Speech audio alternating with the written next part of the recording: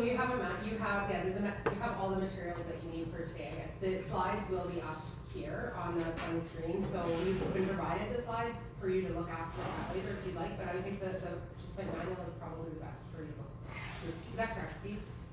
So Steve is with us today too for Morris Interactive. We engage with Morris to help develop the content, so he's here to take feedback and notes and any changes that we want to make throughout the program for our next delivery of it. So that's, you know, as Drew said, very interactive. And if you see something that's maybe not correct or should be worded differently or we're missing in a section, please feel free to speak up. That's what we're here for today, is to make sure that we have this right. And we know we don't have it right the first time. We want to make changes. We want this to be robust and a good conversation. So yes, the participants manual is probably best for you to open up. So this is exciting or terrifying. It depends how you want to look at it. Essentially the micro-credential 1.0. So we're really ironing out all of the anything that needs to be ironed out. All the wrinkles are going to have to come out today. So again, more questions that people have, anything that you identify either with the content or with our presentation style or anything that's happening, like any feedback, obviously is going to be hugely beneficial not only for us but for anybody who's going to be taking the course going forward. So you're all our guinea pigs on this one, and we'll get right into it. The first day, with a few exceptions, is largely based on an educational format. So there's a lot of this is going to be background information. So anyone who's had any opportunity over the past, I guess, going on 9 years now, to delve into this subject matter would have some input in this as well too. But the whole hope is to give you that grounding, that foundational basis from an educational standpoint to start working more proactively with your own programs and your own portfolios. The second day is, at least the way that it has been set up and scheduled, is going to be more geared towards a class-based learning, like group-based learning. There's going to be conversations that we're going to be issuing questions and guiding topics for you within your own groups to spur discussion. So there's going to be a bit of a mixture, it'll be a blended or hybrid approach here for the presentation. So the first part of the educational discussion today delves into the issue of land acknowledgements. So one of the issues with land acknowledgements that I've been running into over the past 16 years in my practice, and going back into this, is, for me, they're very new as well too. So I was, myself being a Indigenous individual, so I was born and raised on the Muskeg Lake Cree Nation, which is about an hour north of Saskatoon. It's just hop, skip, and a jump outside of the towns of Blaine Lake, Marsden, and Least. That's where, for geography purposes, a lot of people would situate Muskeg Lake Cree Nation. That's on my father's side. My mother is from the Secwepemc Nation, which is a nation situated in around the Shuswap Lakes, to Kamloops.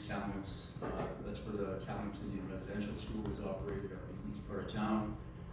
She was adopted out of her home, actually, away from the Secwepemc territory, and was raised in Tunaha territory, which is Crown Brook, Kimberley, Fernie. The four nations there make up the collective Tunaha Nation.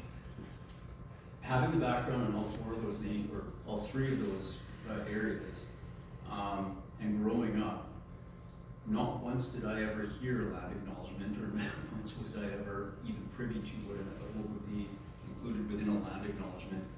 And it wasn't actually anything that I had dedicated a lot of thought to until the topic became it became the center of discussion about 10 years ago.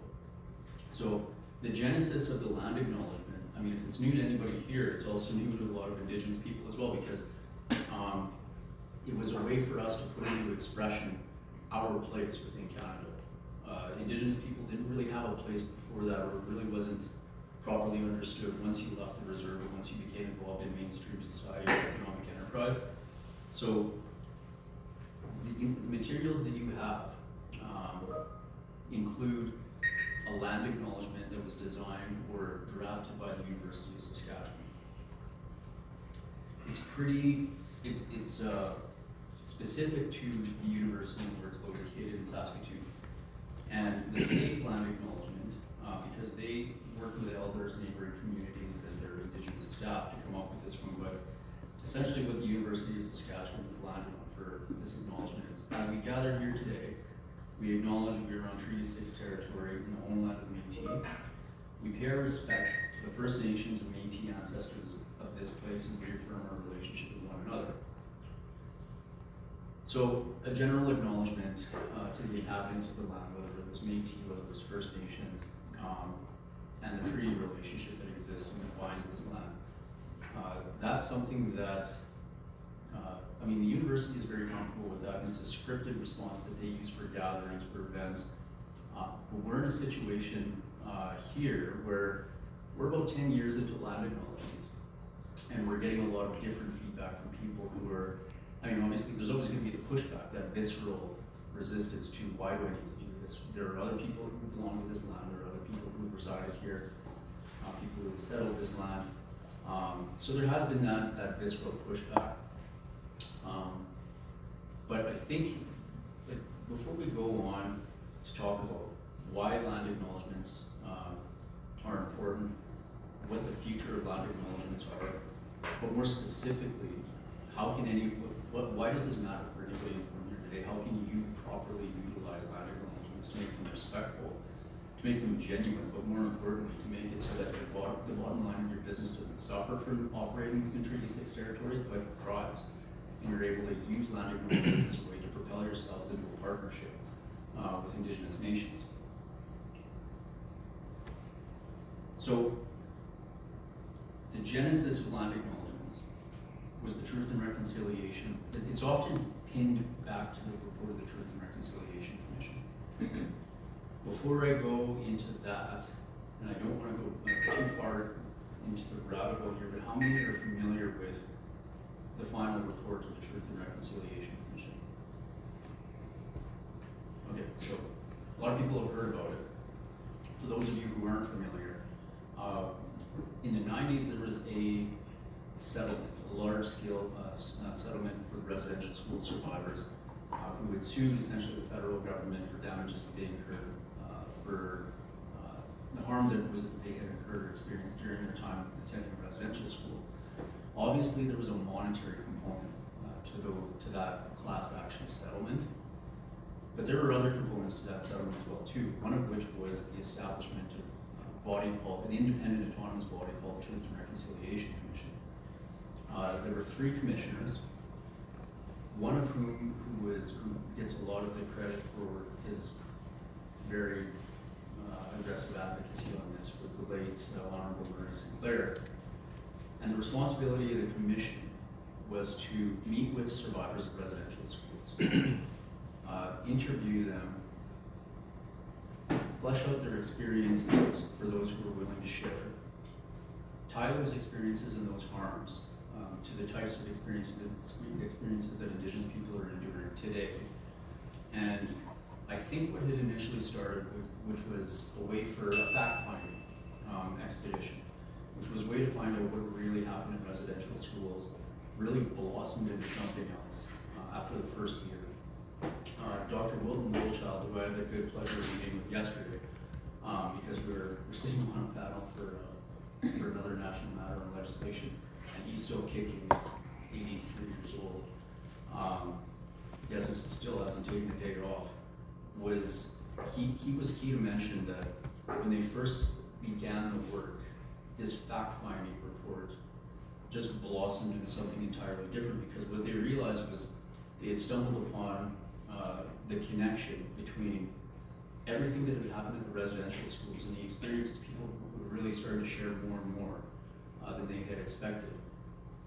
And the connection with the types of harms and the types of generational activities or the type of generational healing that needed to occur really became evident as part of that commission work. And so it actually turned into much more, there was a lot of work not only with respect to the experiences of the people, but how those experiences have been passed down generationally to the point where a lot of the socio-economic conditions that you see today, or the socio-pathological things that you're starting to see in Indigenous communities, which are largely showing symptoms of harm towards one another, harm towards the land, and really bad economic statistical factors were actually all tied to this generational experience. The final report is a very voluminous report, and it goes into detail with respect to all of these elements. For the sake of, in their wisdom, knowing that everybody was going to review the report, the Truth and Reconciliation Commission, from cover to cover, they came up with calls to action. And there were 94 of them, most of which relate to the federal and provincial crowns. They're calls to action for the federal and provincial crowns and for the churches to take specific steps to remediate and repair the relationship with Indigenous peoples. And that's where we get into the term reconciliation. The main finding from the TRC report was that there had been a gulf or a gap between the development of Indigenous societies in Canada and all of our neighbors, which had widened to the point where we're starting to see it in every statistic, whether it's education, whether it's health, whether it's longevity, that needed to be closed. And the 94 calls to action are essentially about how you build reconciliation and how you close those gaps. Why does this matter for land acknowledgements? Well, it was right around this time with the release of the 94 calls to action that we started to hear about land acknowledgements. But why do they matter?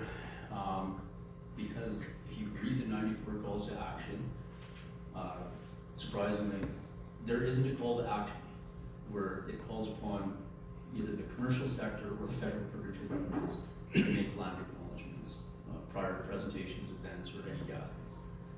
That largely came out of just the momentum and from this. And I think one of the offshoots about the whole movement of reconciliation was the general theme when you review the calls to actions. Indigenous people's sense of belonging, and their sense of belonging in the territory in which they're inhabiting, in which they work, in which they are, in many cases for the first time, participants in the economic sector. So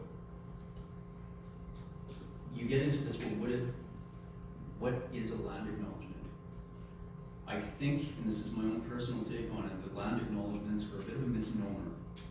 I think the land acknowledgement is very important. The concept of it is important, but it's now, it's become a phrase that essentially causes, it's now a meaning, it's lost its meaning, the term land acknowledgement has lost its meaning because the original intention about the acknowledgement was essentially to, and we found a really good script or really good phrase here, but there's a need for Indigenous people to be acknowledged for their intimate relationship and knowledge of the land, and that all acknowledgements of Indigenous people and their participation in modern day society have to be respectful, reverent to the Creator, recognize the need for a right or proper relationship, and be communicated with humility and gratitude, which it doesn't necessarily need to be connected to land, but it needs to be connected to the place in which you're in, or the place in which you're working, or the project in which you're involved.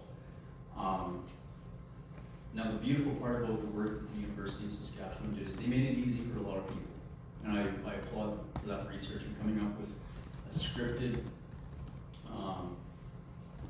land acknowledgement, which covers off the basics. I mean, to be safe, the basics are you want to make sure that you acknowledge your Treaty 6 territory, because, and this is very, very important, when I tell people that the Muskeg Lake Cree Nation is situated near the town of Lake Lake, Crider, Marceline, Lease, more importantly from the Muskeg Lake standpoint, it's actually a stone's throw away from what used to be Fort Carleton and now is the historical Carleton site where Treaty 6 was signed.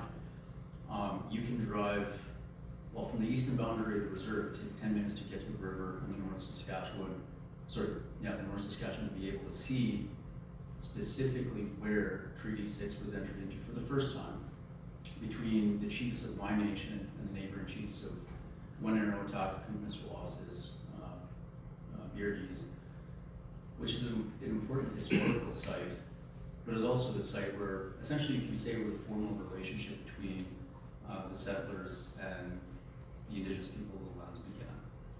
We've been working against each other and with each other for the better part of 3 centuries prior to that period, and even intermingling and interbreeding. But that was the time, the official agreement, where the terms and conditions of our cohabitation of this land were founded upon, and at least from the indigenous standpoint have been adhered to. So it's very important that wherever you are, where there is a treaty, it's important to acknowledge the treaty peoples of that land and the treaty relationship. The homeland of the Métis, well, anybody who's been to Fort Carlton knows that Batoche is located 10 minutes away from there. Of course, that's a very important historical site as well too. And then they say we pay respect to the First Nations and Métis ancestors of this place and reaffirm our relationship with one another. So that's safe. That's perfectly fine. As I had mentioned earlier, what I don't like about and what has transpired over the last 10 years now, me working all over Western Canada, and having to see, largely see the brunt of this, whether it's in an educational institution, whether it's with a group of companies, or whether it's with a government official. Nobody likes to be told what to say. Nobody likes to be scripted. We're told how to speak. We're told what they think that their opinion about our land should be. And so you do have some blowback about what this is. So the 2 dangers is that you have land acknowledgements, which are scripted, sometimes meaningless, sometimes people are reciting them because they feel like they're obliged to do so. That, in the sense, it's more of a thought terminating phrase. They're just saying it, but not actually thinking about what they're saying. And that's not helpful for anyone. On the other hand, you have people who just outright resist it. So I think when it comes to land acknowledgements, internally we're having a problem with this as well too, because we've been, the firm of MLT Aikens has been giving land acknowledgements in all of our 6 offices, 4 different provinces and 2 territories now for 10 years. And we're starting to see the same effects of some of the associates coming in, some of the partners coming in, or just sort of blurting them out. They're pulling it down from our internal website, using improper ones for improper territories. And so the question is, well, what do we do now? We're at a bit of a fork in the road. So, however, and we're happy to work with you today on this, but however your company situates itself in its territories or with the people around, I think as long as you're being genuine about your acknowledgement, about your place within your industry, I think you can, it's hard to say, but you can't go wrong if you're being genuine about it. And some people have said snide remarks that, well, what about Scottish settlers? What about English settlers? What about all their hardships? And it's like, that's fantastic. If you're in a situation, like specifically with respect to the Musqueam Lake Cree Nation, that's why I don't like rifling off a scripted land acknowledgement. Anytime I do business, and any of the good businessmen that I've worked with, they acknowledge every community in which they're working. If you're working in the town of Red Deer, if you're working in Fort McMurray, everyone takes the pains when they're working in that environment to acknowledge who their partners are. Musqueam Lake, I'm always happy to outline the deep history between the Métis individuals within our community, the neighboring First Nations. We're made up of Cree people, Dene, Soto. We have a lot of Soto people within our community, Whitecap Dakotas in our traditional territories. More close to home, within a 20-kilometer radius, we have Hutterite colonies that we've been working with for about a century and a half. And another group which has suffered a lot of the hardships that First Nations have suffered in and around our area, again, very close to us, was the Doukhobor Russians. And there's a very strong Doukhobor community, Doukhobor presence, who had to live in caves, and their lands were expropriated from them in the early 1900s, and they were displaced. Is it wrong to acknowledge everyone? No, it's not. As long as you're being genuine, it should be fine. If you're in a different territory, it doesn't hurt to take the pains to try to find out what the history of that area is. If you're going to be investing in that area, obviously it's worth the time. So I think that's my concluding note on this one. We are getting already going time. So I'll pass the baton over to my colleague here, she'll be responsible for the next slides. Thanks, Drew. So, just to start off, we're going to quickly kind of go over what your learning journey ahead will look like. So hopefully by the end of this session, you will have a better understanding of the outline of the course, the various topics that we're going to cover, and how the modules are structured, with the intention that the modules build on each one of each other. And we really want to be clear about the expectations for participation. As Drew mentioned, it's really meant to be conversational.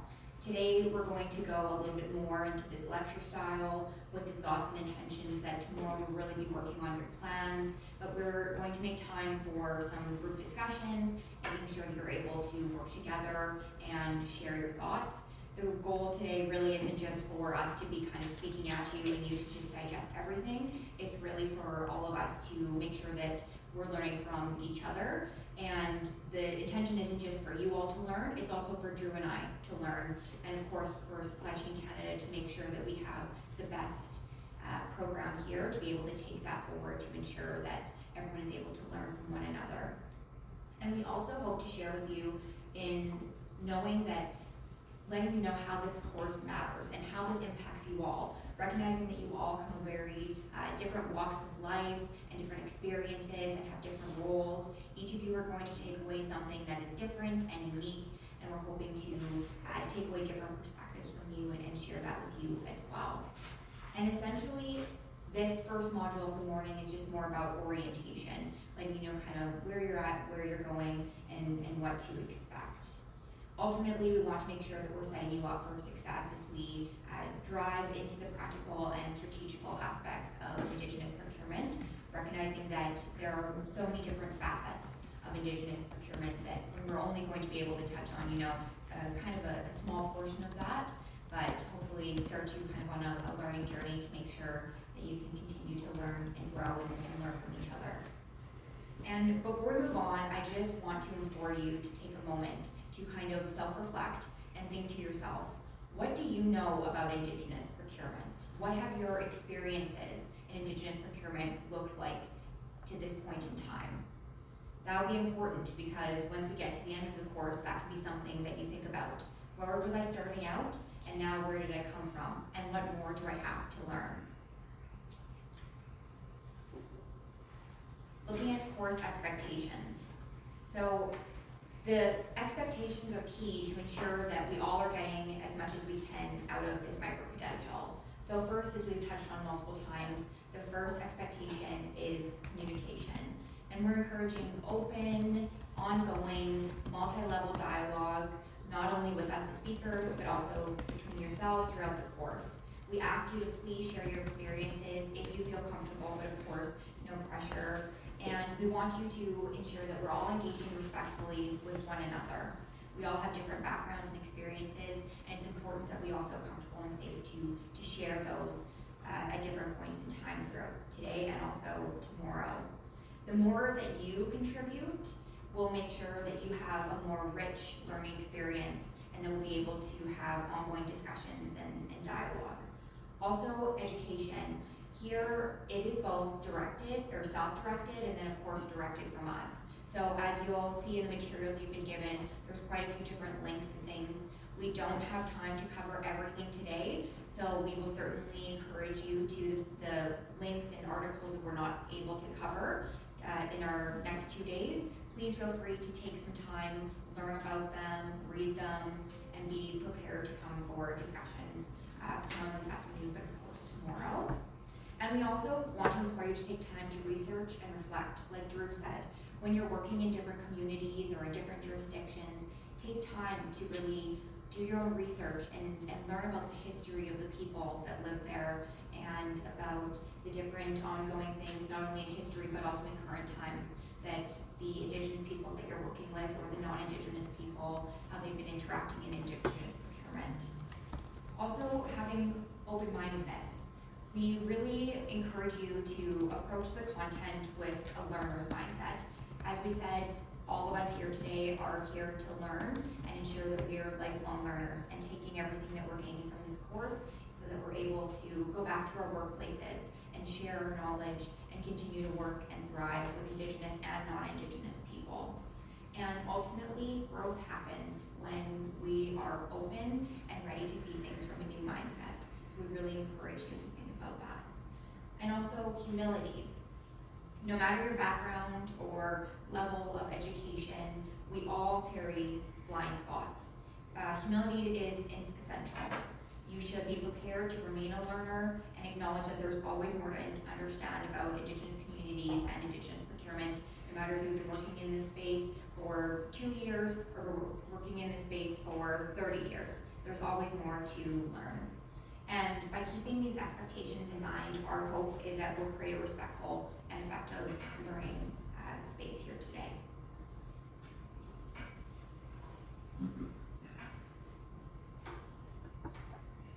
So moving on, looking at the overall goals and learning outcomes. The purpose of this is really just to look at the goals, and this is what you can hopefully take out of this micro-credential program. And ultimately, our goals are to equip you with all the tools, understanding, and mindset to make meaningful contributions to Indigenous procurement initiatives across your various organizations and also in your personal facets too. So not only necessarily with the companies that you work for, but of course, when you're serving on boards or otherwise helping out in your community or with those that you work and live around, that's our goal for today. So first, starting off by helping corporations, governments, and small businesses navigate Indigenous procurement. So of course, all of you are coming from different backgrounds and different companies, and we really want to ensure that you're able to take your learning from Indigenous procurement in a respectful, effective, and mutually beneficial way. We also hope that you'll be able to understand a little bit better the impacts of colonialism.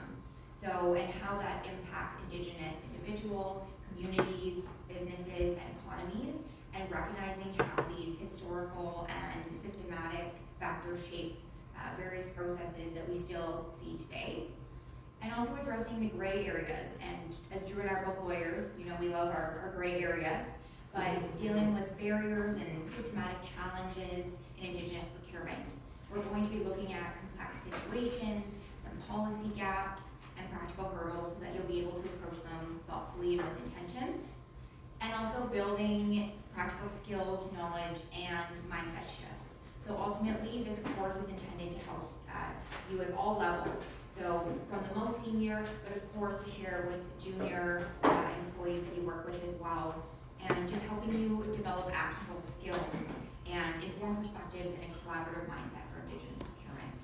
And so hopefully by the end of this course, you'll not only understand the what and the why, but also gain the confidence and capability to put these kind of learnings to the test, so to speak, in your workplaces. And now there is an article that was provided in your package called Indigenous Procurement for Canada's Future. And I just wanted to flag that you do have that. And I recognize that we might kind of be a little bit over time, so we're not going to run through that article right now, but that is something that we definitely do recommend that you read and review. And if you have time tonight, that's great. If you need to take time after the course to read it, that's certainly fine. What was the article? Indigenous Procurement for Canada's Future.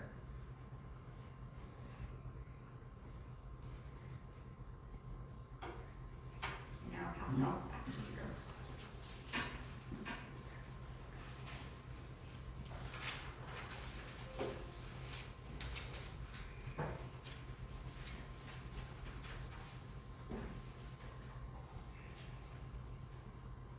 It's on page 4 of the participant manual, sorry.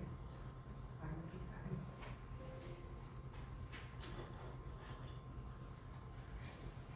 So one of the facets of today's presentation and tomorrow's workshops will be building a portfolio. We want everybody here to build their own portfolio, which will include an analysis of their current Indigenous engagement program. So many of you, when you introduce yourself, work in Indigenous procurement within your respective organizations. So you already have a general idea about what your specific content already entails. We'll be working on developing a comprehensive Indigenous engagement model, strategies for addressing barriers to developing and implementing your model, We'll look at some case studies and resources, and we'll also be including tools for updating and developing the existing program, and action plans for implementing programs. So I'll just, that is in the link that I sent you, there's a whole section on the Indigenous engagement model worksheet, so you guys can take a look at that when you do have time, and you'll be able to download that and work on it as we go through things, but just so you know, that's where you can find that material.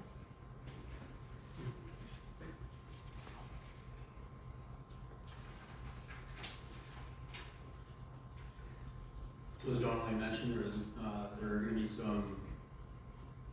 some of these slides are placeholders, but it will eventually be either a video that's going to be included in the presentation or an interview segment that's going to be carried out by, in this case, Mr. Council will be interviewed so that we can mine him for his knowledge and his own experiences in that area. So maybe just call Harley can, so those, the participants are here today that are on the slides, so maybe Harley can just get up and speak to that. Sure. piece of it, if that's Yep. okay. Do you want me to give it to you, Harley? I think I have it. Maybe.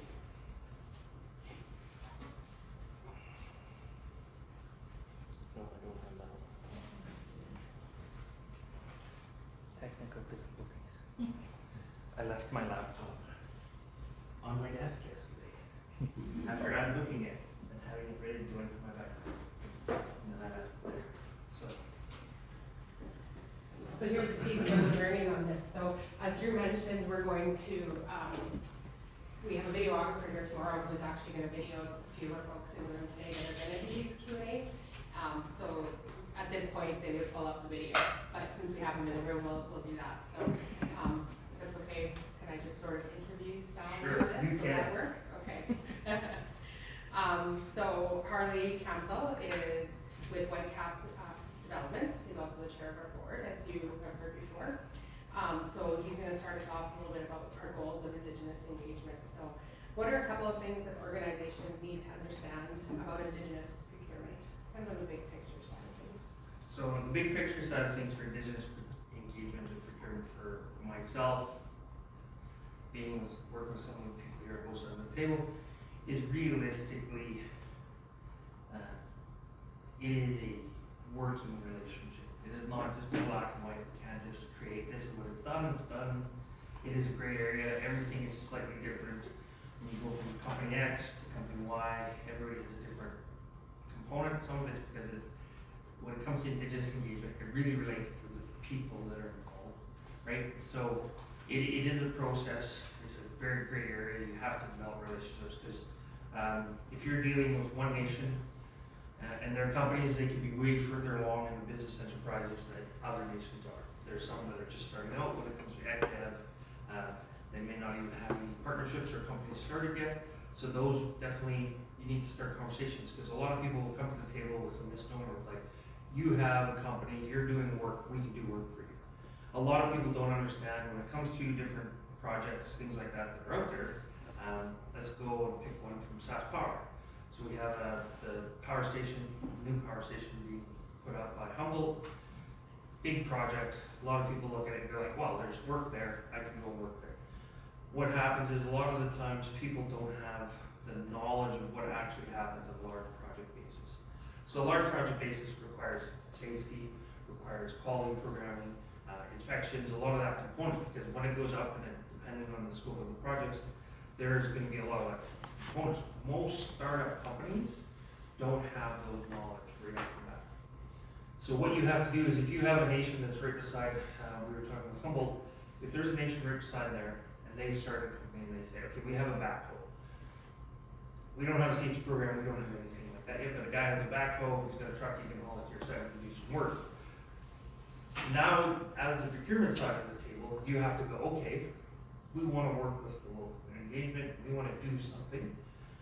A lot of companies are going to go, if it was somebody else just showed up at the door and just, oh, we have this, we don't have anything else, but we want to do work, they're going to go, oh, well, you don't have the qualifications that we need. From an Indigenous engagement side of procurement, you need to look at it more and go, okay, you have a who's doing that on our site? Okay, you know, our civil contractor, do you have any components in there that we could work with this, that you could teach them? So it becomes, there's a little bit of effort component to it, but you're gonna build more of a lasting relationship. And in my mind, whenever you put in effort, you do get a lot of reward out of it as well. So if you're helping the contractor, he gets set up as your civil contractor, they do some backhoe work, it ends up good, he learns some of the, you know, basic things that we take for advantage when they're new and they're not knowing it, but like things like wearing safety stripes, hard hat on site, having a knowledge of when you have to sign in, when you're coming on site, when you're leaving site, from all those aspects of safety. Then they learn that knowledge, so then they're a better contractor for the next time the project comes along. So you're growing them, you're growing your resources in that area because, you know, as things grow and everybody's doing projects, resources are limited. So if you can grow any resources, whether it's a civil contractor, whether it's an engineering firm, whether it's supply line of any kind, those pieces will help develop. You just, from an Indigenous perspective, that sometimes you need to work at it, right? You have to create a relationship, you have to maybe talk to the person, right? In educate him, her, and yourself at the same time, right? On what's actually happening. And really, is there anything in the community can you be involved in as well? A lot of those conversations come about that way. So it's a good way to start. So really communicate, realize that there's gray areas, and that not every company is at the same level when it comes to Indigenous engagement. Perfect. Can I answer question 1 and 2? Oh. So we'll jump to the third question. Why is Indigenous procurement important, and why is it a positive thing? Indigenous procurement is important for many reasons. I love stealing from past Chief Cabinets to Norman. You know, I love the canoe analogy. We're traveling down the river together in the canoes. First Nations have had a lot of adversity. The Indian Act, residential schools, we can talk about all the horror components that First Nations have had to deal with. Métis had to deal with, the 60s scoop, all of that. That has caused things to drop back, right? We had, you know, you had to get your sign off to leave the reserve, all of those components. But if you can get some of those conversations with some of those elders, and you go back far enough, you learn that First Nations were industry, they're very industrious, right? You don't live off the land by being, you know, in traditional stereotypes, lazy, on nation, that's the social reform that has come about from the Indian Act and other social programs to kind of hold back First Nations. What you find is that they had lived to that. You had to hunt, you had to do that. If anyone has done any of that nowadays, even though we have a lot more technology, it still is not just an easy thing to do. You do have to work at it, you have to be up, you have to have knowledge, you have to know the land, you have to know all that stuff. So how that comes around to help out, no, I lost my train of thought all of a sudden, I just went blank. So that's why this is learning. Say that again, sorry. Why is Indigenous procurement important? So the Indigenous procurement. So because of that knowledge required of the Indigenous First Nations, they need that opportunity to get forward. So we have companies in Canada, you know, we can go back to the original Hudson Bay Company that is now more or less defunct, but realistically it's been around for a couple hundred years, to, if you go to find some of the longest Indigenous companies out there, you might get a 30-year company maybe. So part of that reasoning though is because the Indigenous peoples have been kept out of industry, of engagement, of actually being able to have companies to continue to actually grow and create revenues for their nations, for themselves, right? There is a lot of good First Nations companies out there, and there's a lot of good First Nations companies that are just getting started. And those are the ones that didn't have quite the opportunities that others had today. And a lot of that comes down to kind of social components we've talked about. I mentioned residential schools, all the rest of that stuff, generational trauma. Those are things that people from a standard day-to-day don't necessarily recognize, because it doesn't happen to them. But I've gotten to work with quite a few good Indigenous workers over the years and had some really good stories. And a lot of the stories are there, you know, this is great, working with the first time I'm working with some all Indigenous crew, never had that before, right? Things like that, those have that opportunity. So it's really giving that economic opportunity just to catch up, right? That's all that Indigenous companies are wanting and Indigenous peoples are wanting, just to try to get the same playing field, to break down those stereotypes and show everybody can be equal. Okay, thank you. So I really have a question. Yes. Should that be part of the goal of this program? I felt like you wanna learn out of this, Yeah. right? Like, Yeah. I didn't see any goal of this program around what you just said. Just a straight education piece. We looked at it from that aspect, and there is a lot of other cultural piece, like cultural education components that do mention that. We didn't want to go too heavy into that, but at the same time, now that you brought it up, maybe it's something we just need to address a little bit more in the program, like just have that. Just call, and I'm Just just have suggesting, something, yeah. is it something that should be called out around fostering Indigenous engagement and, you know, advancing opportunities, right? I think so. Because that's what we're here for, that's Yeah. what our programs are built around, Yeah, right? just the knowledge of what it is for right now. Okay, Just something. no, that's good, thanks. Ange. And maybe this is covered later on in the workshop too, but you know, we're sitting here as a group and we're learning all about this, and even just what we've heard so far is definitely like opened eyes for sure. But you know, from a procurement person sitting in here, you know, my goal is to facilitate the sourcing and XYZ for the stakeholders, but you're talking about, you know, putting effort into it. But from the stakeholders' eyes, effort equals more cost. So how do we, and maybe it's, again, it's covered in, how do we engage our stakeholders and how do we, you know, how do we convince them essentially that this is going to be worth it? This is worth the extra cost. Yeah. From that perspective, I look at it from a truly just supply chain base, right? If you go to your supply chain, you can consistently see it from, I mentioned project before. I was part of the Mosaic project team back in the day. Everybody was really smart because all the big product lines decided to do the same types of expense at the same time. So everybody was fighting over the same resources. And realistically, that was a microcosm at that time. But as we move forward, more companies, more this, more need for experienced workforce. And I don't know if anybody's companies, I know a lot of different companies right now that have just an ongoing hiring blah blah roles because they can't find people. So what happens in a lot of those roles is contractors or whether the projects go out or whatever they're doing, those roles get expanded because they're now trying to find somebody to do that at the same time.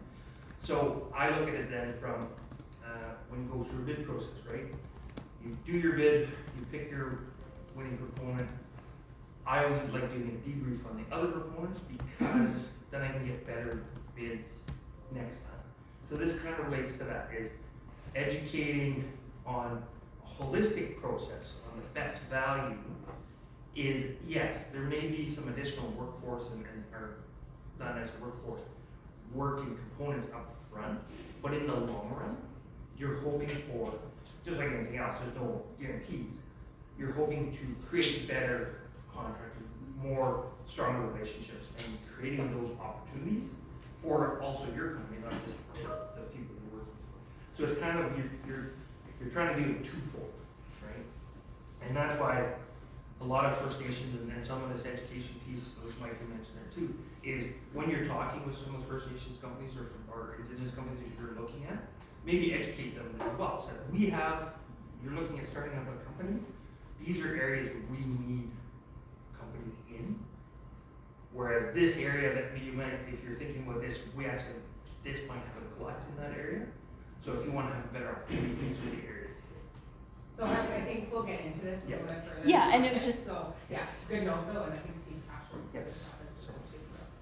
Okay. There's a question up here. Oh, Andrew. Sure, comment. One suggestion I was thinking about, and you know, I've been fortunate enough to have taken a course before on, you know, just Indigenous awareness, and happy to share that course specifically. That coming into all of micro-credential, I think it would be nice to have a bit of a prerequisite, I would suggest. And even the course that I took was a one-day course to have a a basic foundation or basic knowledge of what's there. Because although the, procurement departments have a mandate or, they're trying to build programs, Yeah. I think having that background and that foundation built in. So I'm glad you mentioned that. So we have that on the list to do. We have sent out we found a couple links to say we would like, just here's some ideas for projects to help get you some background information for the program. Yeah, very So important. sort of Yeah, get I'll this- get that link for you, that'd be great. too. Yeah, so saying that, we are looking for some, so if you do happen to have any, please share. The perspective that was taken here was that people had already taken something like that, Okay, okay. and now we're taking this, so Excellent. Okay. some foundational knowledge at the very least. Okay.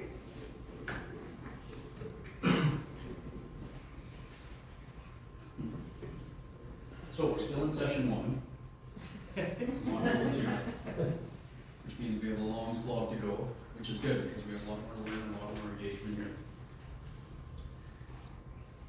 And sorry, I didn't catch your name. Angela? Angela? I think that was a very important question because that's going to be the theme going throughout this micro-credential, which is, this is a perceived friction or a perceived conflict between bottom line, between the interests of stakeholders and shareholders in most cases, and the advancement of the program. So, I mean, I think it's a false. I think that perception is false. I do think that it's a bit of an artificial conflict between the two, because, like, to answer your question, I mean, how do you answer the stakeholders when you're saying there are going to be extra steps, extra costs, extra delays that are going to be involved in the implementation of an Indigenous procurement program? There will be additional cost delays and issues, potentially lengthy legal issues that will be involved with if you do not implement an Indigenous procurement program. So I think these days the reality is that the Indigenous procurement is going to form part of your portfolio, whether the company or whether the stakeholders believe it should be that way or not. But then the next question is, well, how do you do this effectively? And that's what we're going to be talking about throughout the day. My visceral response to that is it depends what stage you're at. How nimble do you need to be in which sector of your company before you, like, it's almost like you have like we're doing today, you have a 1.0 version of your procurement that you have to deploy at a certain time, whereas at other times, depending on the community, depending on the timing and financing, you might actually be able to employ a 5.0 Indigenous procurement strategy. You can't do it. You can't realistically be expected to embed the same procurement approach for every different sector that your company's involved in. So that's, I mean, I hope that's where we get to, because that is essentially the perceived conflict, is somehow Indigenous procurement is harmful to a company's bottom line, and I think that's the point that we really need to drive home for a lot of companies. That's actually not the case. It's as fictional as a lot of the assumptions and stereotypes about Indigenous people themselves, which we're trying to eliminate. So I gave everybody a quick summary of what the Truth and Reconciliation Commission was and what its final report was earlier already. Again, without having to go through the 94 calls to action, what you have here is the one that is directed towards corporate Canada. So it's very ambitious. It doesn't provide a lot of specifics. What it's intended to do is provide a framework and something for corporations in Canada to go back to. But essentially it calls upon the corporate sector in Canada to adopt UNDRIP, that's the acronym for the United Nations Declaration on the Rights of Indigenous Peoples. Adopt it as a reconciliation framework and to apply its principles, norms, and standards to corporate policy and core operational activities involving Indigenous peoples and land resources. So, what does it mean? Reconciliation is a buzzword, but we don't have a lot of specifics about what it entails, specifically for corporate Canada. Commit to meaningful consultation, building respectful relationships, obtaining free prior and informed consent. Again, we can put that into an acronym, FPIC, of Indigenous peoples before proceeding with economic development projects. So again, very vague, but a framework for how corporate Canada should approach its reconciliation efforts.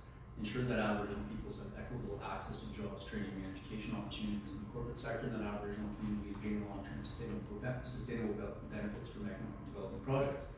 Seems self-explanatory, but it's actually very difficult to implement depending on what cycle or stage your business is at. Provide education for management and staff on the history of Aboriginal peoples, including the history and legacy of residential schools, UNDRIP, treaties and Aboriginal rights, Indigenous law, and Aboriginal Crown relations. This will require skills-based training and intercultural competency, conflict resolution, human rights, and anti-racism. That's essentially what we're doing today. But this is is an exercise that we have to make sure that we don't stop here. It has to be ongoing. We have to embed it into the culture of corporate Canada to make sure that it's something that we don't do simply a box-ticking exercise. It's something that we're genuinely engaged in. Any questions regarding this call to action or the United Nations Declaration on the Rights of Indigenous Peoples? It sounds like some people have had some refresher or some orientation courses already. Just a quick question around, I mean, it's such important work, obviously, and I appreciated your comments around, looking at it, how do you approach it sort of from an investment perspective of time and effort and that kind of thing. Does making it into a sort of breaking it down into as one of the investments our company makes, does that devalue what we're doing here, as opposed to another industry that we might look at investing in? How do you keep sort of that, just the, I guess, the importance of it front and center, when you're taking it through your investment criteria? Sorry, if you want to go through that one a little bit. So does the inclusion of an Indigenous procurement framework devalue what No, just talking about it from an investment perspective. Yeah. Even though that's exactly the language that we're going to need to use to push it through a company that may be hesitant. Yeah. So how do you just keep it sort of the importance of it and not devalue it by using that same language? So we're swimming upstream right now in some sectors. Yeah. That's the problem. That's the obstacle that we're facing. Because from an investment perspective, actually, a lot of companies, including not just companies, institutions, law schools, are rolling back DEI initiatives, DEI programs, largely because our neighbors to the south have called into question its effectiveness or called into question whether it's legally binding or legally effective. So this is it's a big soul searching. We're in a place right now where, like I said, we're swimming uphill because we're in a soul searching place about how is it effective? How do you market it and how do you sell it as an investment incentive, essentially? Like, where does Indigenous procurement become relevant? Where does DEI become relevant? How is this something that advances the interests of somebody who's just trying to gain a profitable return on their investment? So one of the things that, how do you package this, has been, and I think one of the things that Nutrien more domestically has been really effective at doing is, I mean, you've all seen the ads, whether it's on the bus or whether it's on the airplane, but they talk about investment in the local economy and using local labor, and only through the utilization of local labor, local workforces can you actually have permanence or have some longevity in the sector. And when you're dealing with the extraction of a natural resource in a territory like Saskatchewan, you don't even have to sell it as Indigenous procurement, you sell it as local or regional representation within the organization, because even ordinary residents, Indigenous and non-Indigenous of Saskatchewan, are concerned about where all this resource where the wealth from all this resource extraction is going. Nutrien, being mindful of that and knowing that they have an office in Denver, they have an office in downtown Calgary, or not downtown, south side of Calgary, but downtown Saskatoon. That's how they managed to package it, is that how can we, if the demographics show that the local workforce, for instance, Indigenous people, they show that more and more Indigenous people are going to be joining the workforce than any other demographic in Saskatchewan. How do we secure the longevity of our business interests and resource extraction industry in a province in the middle of the continent, where a lot of people don't move and a lot of people leave, but Indigenous people don't, and a lot of the young Indigenous people are planning to enter the workforce in a very short period of time. Well, then where should we invest? If we're making strategic investments in short and long-term employment, where is that? Well, if it's Indigenous peoples, then it's Indigenous job skills and training. That's part of your Indigenous procurement strategy. That's one that I think that company deals with that on a regular basis, just because they have a lot of international interests as well too. And it's, how do you weight that? So that's one way to do it. At a firm with partners who number in where I think we're up to about 140 partners right now. Each one of our partners has a business interest in the outcome of the performance of the law firm. We say that we're advocates, but there's also a bottom line element to the firm as well too. We're operating, like I said, 4 provinces, 6 cities, 2 territories. It's a very competitive environment where we're competing against other law firms for clients all the time. When I joined the firm, I was the only Indigenous person back in 2009. We're now at 14 First Nations people working across the 6 offices, but how we got, and we only had about 4 people working at our offices who were involved in the Indigenous sector. Now we're at 45, approximately 30 staff members as well too, like paralegals, legal assistants. How do you go from point A to point B? Well, there were a lot of junctures along that way where the partners were bluntly saying, why do we give a shit? Like, what? Why are we making Indigenous clients a priority? Like, why is this something that we're committed to?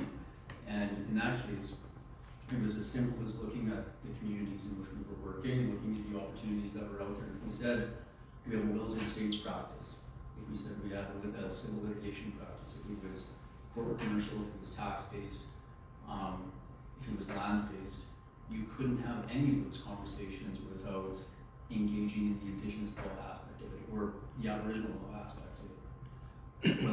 Whether our clients were worried about regulatory interference with the projects, then we had to figure a way out to help our clients navigate those regulatory waters.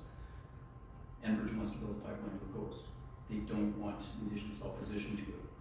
Some of our clients were looking for advice on how to advocate for changes to legislation. How do we advise them about Section 35 of the Constitution Act and how it involves their initiatives? We couldn't, there were certain junctures where you couldn't avoid the Indigenous question. So rather than push it away and try to go focus heavily on the other sectors, a decision was made about 12 years ago to say, no, like, we'll delve head into it. Let's engage directly with it, see if we can get conversations going with Indigenous clients, and that spawned the growth that we started to see today. We're starting to see the fruits of it a decade and a half later. But every single company is going to be, it's not for me to go explore for every single company and say, where does your interest intersect with the Indigenous peoples or Indigenous procurement? But I guarantee that in some way, your industry is impacted by an Indigenous community or an Indigenous person's relationship with the land. So, sort of, and I hope I answered the question a little bit, like, there's a way to package it. But again, there's some friction. I don't want to give the impression that there are companies that, like, law schools who roll back to EEI saying we don't want to do this anymore. Companies that said we're not honoring EEI anymore, we're not going to honor Indigenous inclusion, we don't need to meet quotas. Quotas are harmful for our business. In that respect, just like going back to the land acknowledgements, I don't disagree. I think Indigenous quotas could be harmful if you're doing it like a scripted land acknowledgement, if you're doing it disingenuously and without any intention to actually who you're hiring and why you're hiring them.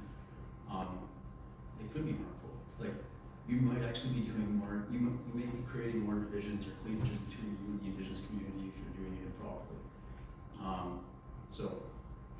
Just a comment. You go ahead first. That's okay. I was just gonna say, I think we have to look at who this course is being directed to. And so the audience is really procurement professionals seeking to develop competencies and understanding how to implement more effective Indigenous procurement policies and practices into the organization. Oftentimes, those organizations or those individuals are asked to, back to what Angela was saying, right? I want the right part at the right place at the right time.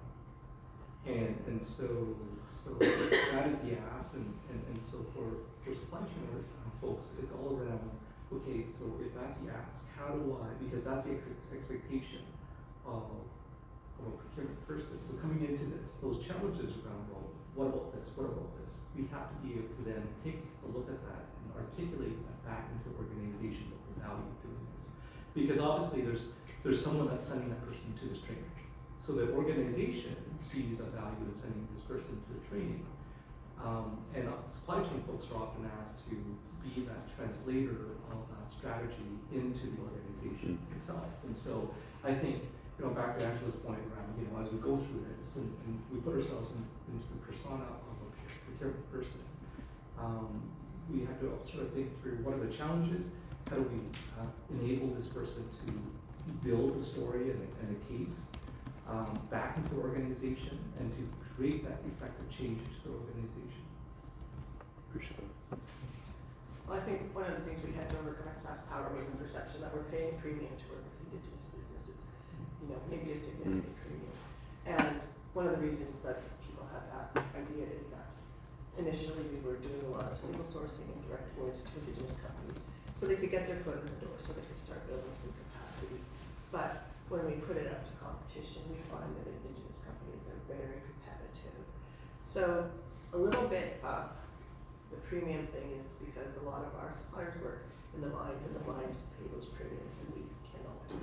But once they're in our system and they have to go into the bidding and into the competitive process, we can achieve 70% competitive Indigenous procurement with our program.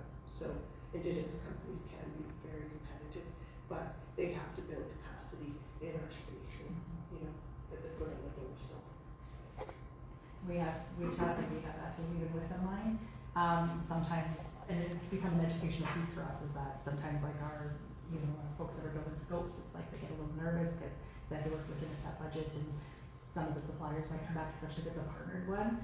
Over the past years, sometimes they'll see a line item for that Indigenous engagement piece. And so I've actually started having these conversations to challenge our suppliers to say, like, we have been saying we want to work with suppliers that share the same values as us. Is this your economic reconciliation checkbox that now we're doing? Like, that's not the case of how we want to work. So we are starting to challenge the partnerships of some of the things and working with the communities that we work with, so that we can do that. And with the education of our employees, like, that's actually starting to shift in a really good direction. exactly, it comes down to the veracity of those partnerships, and is it beneficial to the nation, or is it just the partners come in wanting, I can get something if I have an Indigenous partner, therefore I'm gonna sign this JV, and that's not what we're looking for. We want the meaningful partnerships that benefit the nations. Yeah. And sometimes there is a little bit more of a cost to that. If it's just a flow through and they're adding on a premium, that's not ideal. And we've had situations where we've seen a really exorbitant cost, and I was like, is that the actual check you're gonna cut at the end of this project? Because like, let's talk about this, because I'd actually like to bring a partner, the Indigenous partner, into the room and say, is this your expectation of what you're going to receive from this? If it's not, let's talk about it, because why is that on us? So I'm lucky that I have support of our procurement leadership and our senior leadership to challenge this, and they'll challenge it as well when they see it. So.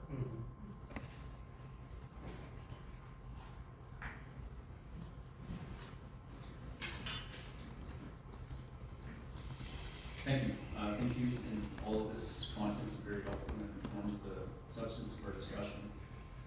Because I think this is going to be very important to keep in the back of your mind. And I think this is really good because it dials in really close individually to all of your businesses. When we talk about, and these are just general statistics, but reports that are included in the materials, if you go through them, there are some very good reports, which paint a very glossy picture about what Canada's economic future is going to look like if you start investing in Indigenous procurement. There's numbers that go up and say we can close the gap, and personally we can close the gap for socioeconomic factors, hire Indigenous employees, contractors, whomever, and the result will be an increase in our GDP as a country by 27.7 billion annually. We can increase the employment rate and generate an additional 9 billion in employment income. With respect to higher incomes, we can have additional $8.5 billion in annual income with equal levels of education and training on Indigenous people. And you can reduce the costs, and these are all like, very intuitive, but by addressing poverty rates among Indigenous peoples, you're saving $8 billion in this expenditure of social costs. So generating more, spending less, that's the package that's sold to people as Indigenous economic, the benefits or the bounty of Indigenous economic reconciliation. So when we talk about closing the gap, I mean, these are very big and ambitious targets. The reports that you would have included in your materials, they talk about lots of factors that play into it. So the employment rate, labor force participation rate, average annual income, portion of income from government transfers, university completion rate, education and training parity, opportunities and participation. How much of this has anything to do with your corporation that's not necessarily, a lot of this doesn't necessarily attack your specific corporation. We're here to talk about one facet today, which is Indigenous procurement, which is just one part of the process of economic reconciliation. It's one small slice.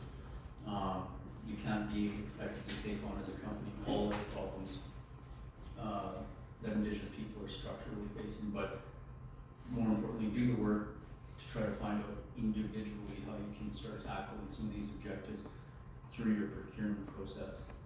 The benefits are there. I don't want to say, like, these are, when you're getting in this, it's not an easy industry by any means. It's not, if you care about the larger societal condition that we're in right now, where statistically more Indigenous people are going, this is not an easy area, or these aren't easy statistics to digest, because everybody knows that these are the aspirational ones, but they're also countered by people who will outline the negative aspects of Indigenous people's participation in the economy, which is not great. When the Manitoba Justice Inquiry was released, obviously one of the commissioners for that, again, the late Honorable Murray Sinclair, drew attention to the disproportionate representation of Indigenous peoples in the justice system. Back then, that would have been the 1992 report in Manitoba. People were alarmed at the overrepresentation of Indigenous people because the rates were, they only formed about 7% of the general population in Manitoba, but they were 30% of the population in federal institutions, federal incarceration institutions. When you look at the statistics now, for men, it's more like 50%. For women, it's more like 90%. When you look at the poverty rates among our people, the gaps are continuing to increase. So when we talk about how critical the time of this is for actually trying to reverse those statistics or trends and to get closer to where our aspirational statistics can take us, actually we're at a very critical time right now. Like, it couldn't be more important, because we're dealing not only with the trends, the statistical trends, but we're also dealing with some very harmful doctrines or harmful outlooks out there, or perceptions about where Indigenous people's participation in the economic sector should be or shouldn't be.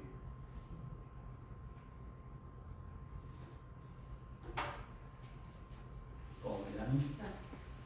I have a comment for that, Yeah. just to add to that. So, when I was part of the Mosaic team, I don't know how many decades ago that was, they just finished finalizing approvals trying to start a new phosphate mine in Florida, and they'd gotten an injunction to stop. So one of the interesting things that came out of it, and relevant to this, was they did a study from it was a small area in Florida, a couple of local small towns. What their study showed is that because of that injunction to stop that mine, and it was happened to be somebody not even from the area, it was somewhere in the place got an environmental injunction to stop it. But what ended up happening is the study showed that in something like that, and this is where this kind of comes twofold for some of the reasoning, both from the economic side of things, but also kind of Angela's point on the best value and the cost, is a job in a close-knit community.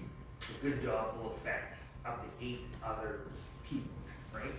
So that creates a domino effect. So one good job will create that component of helping 7, 8 others. It could be that local component, and this is not just from a First Nation perspective, but it's also a buy local perspective. All this can be used in the same prospect, right?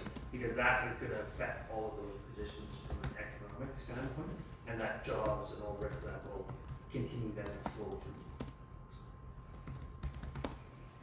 Great point, Harley. From my perspective, I will often be helping clients with, developing RFPs or tender documents.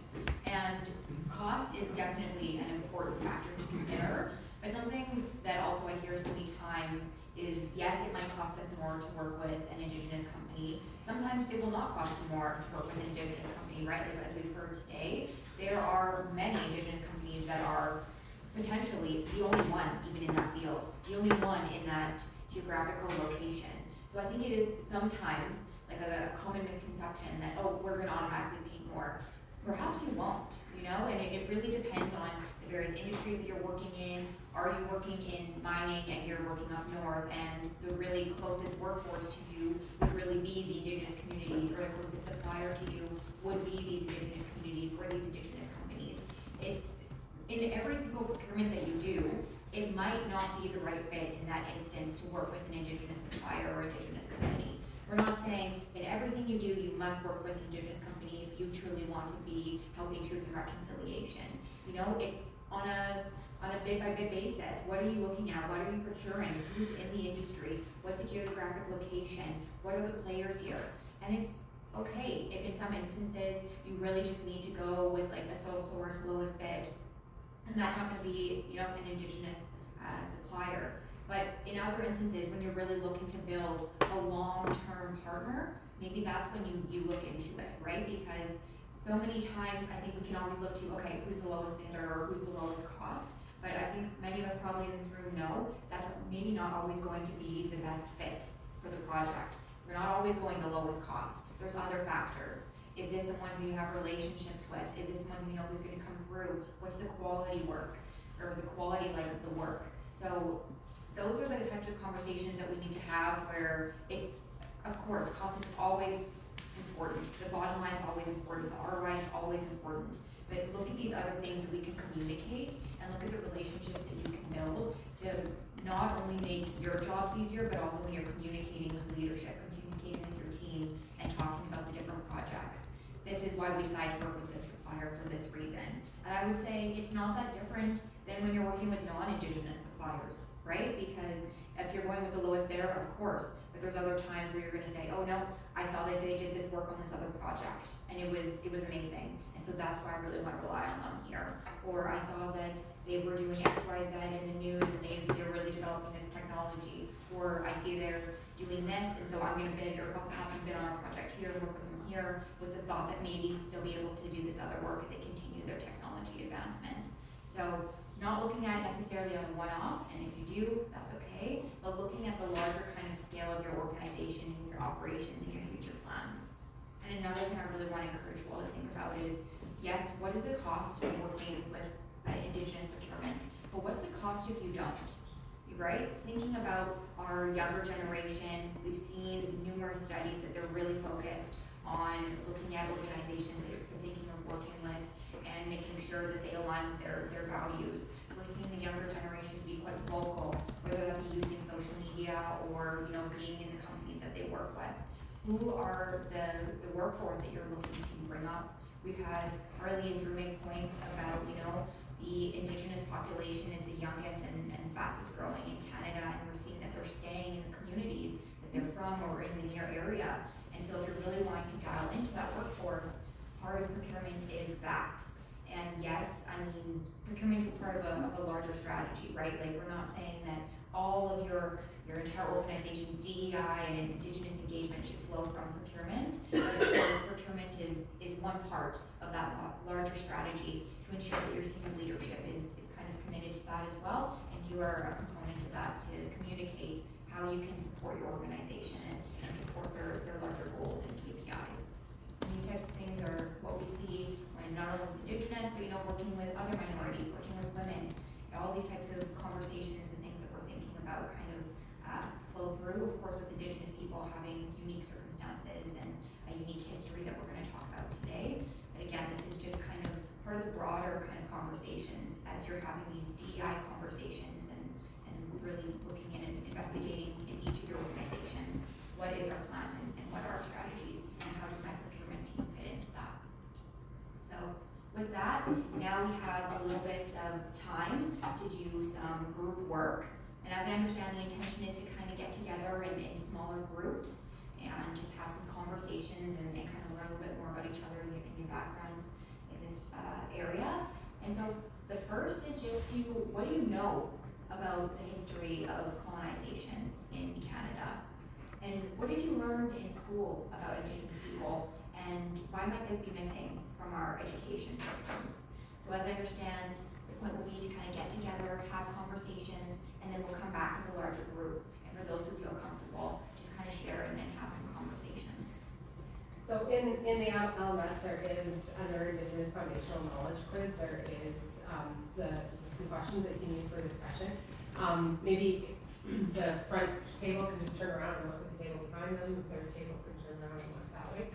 And I'm curious on this one, I'm curious what you think of these questions as you discuss them, if they're the right questions or not. So you can find those and work with those in the groups of 4, so that's great.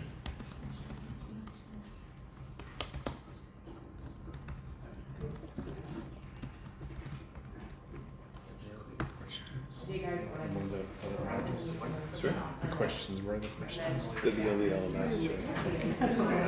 Oh, the foundational knowledge. You two can flip Yeah. that. So, I'm curious to know what the questions are here too, because I feel like our education is much different today than what it was when I was 30 years ago. So, someone like, where did you it is. It's just like its own little widget. Yeah. Have you had the issue when you click into it, that's blank? You have to click back out and then click back into it? Yeah.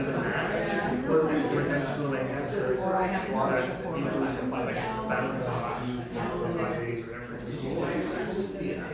Does my computer restart? Or the blank? So, I'm responding, like, I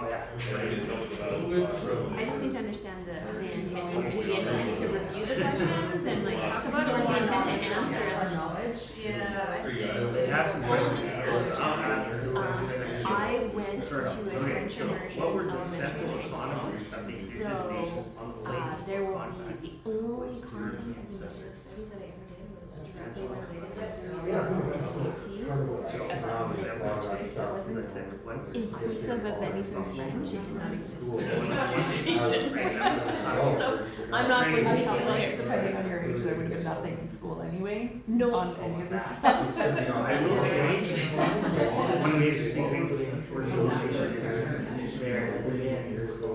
Yeah, I know, like in high school I took native studies. And that's where I learned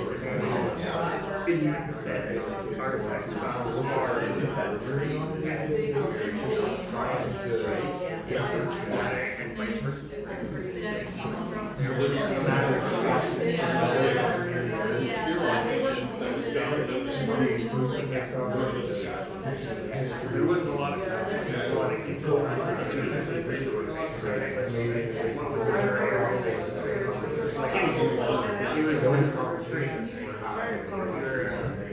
Indigenous societies were very food-based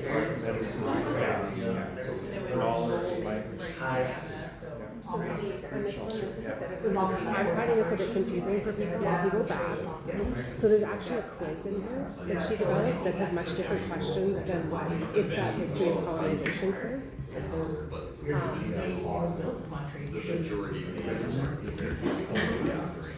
they were very good.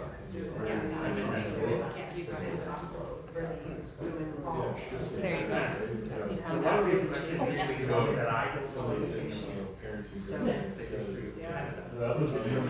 that I don't know anything But I recognize some of this university. I know there is more positive Indigenous people.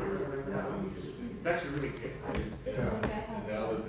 And But yeah, like, we did the first one, we did High school, I remember her central talking about economy, it, and then my youngest trade, in grade 11. traditional hunting, gathering. It's talk about it a lot more, but What is the the actual 15th content century of it. doctrine of discovery, terranology? How does this get grounded? Root of all evil. Yes. It's definitely a lot That more was than definitely what I ever. Because I am here and I am. Like, I just know and about these They questions did that all over the world. Yeah, like I I'm learned. finding this. That's what we bring everywhere. Well, wasn't it these, because there's no Historical aspect. Procurement, like a Even farm. for, civilization. Yeah, even regular then, civilization on the ground. Yeah. Yeah, it was like, South Africa. Really? There's no schools without the apartheid. yeah, I thought it was. Yeah, and I think that's So in the mission. Everywhere goes apartheid. So obviously, kind of, that's, So the first question is what were the steps? what is the difference between the spear and intent of the tree and the written document?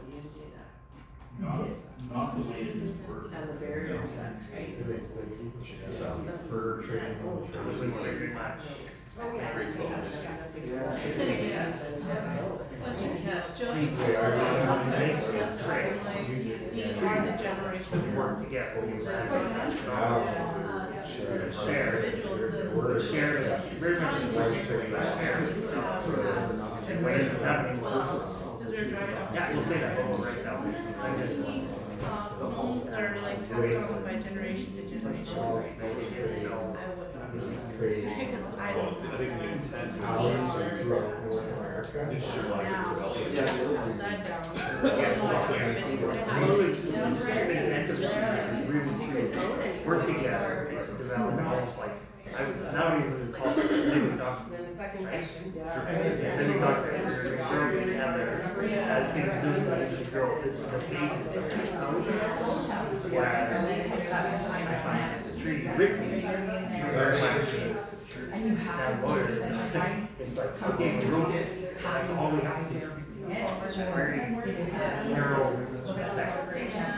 Here, this is like, we said, okay, we separate the message. Anything beyond that, no message. So not only that, that's all we have is a whole policy that some organizations are just gonna say, what do we minimally have to do to be able to check that box? Like, they don't care about actually implementing a program or anything like that, or building relationships, they just wanna be able to check that box because they don't have education, you know, the things that they're talking about here. Okay. What is desert farm policy, how to create and maintain economic barriers? How is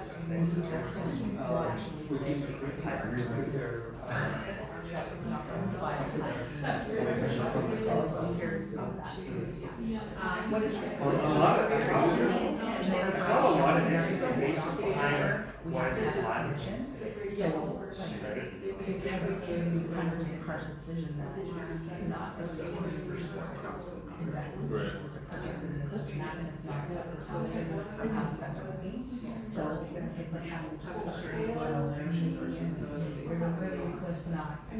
It's not just public function, it's not our story, but it's a little. Well, the policy was that that's what reserve land do, least desirable land. What was it called? I don't know if that's what, that's what, I never heard of that. But that's what it's behind. And now that community is purchasing majority of our. I don't have to teach you. What do settlers from treaty or settlers receive treaty? Settlers receive. That was, I don't know what the rates were. They could come in, you would move to reserve, land, you know, settlers.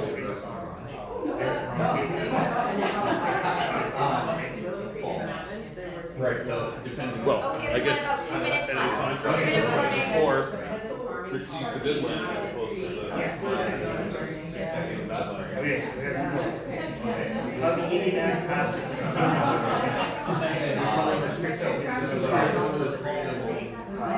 That would be the worst thing. It's basically that would be socialism.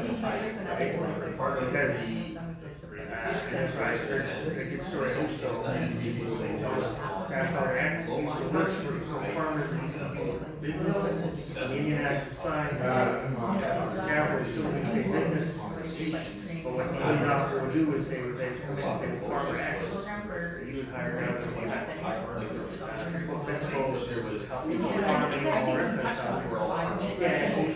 I'm giving them permission to work instead of paying them to take now distributing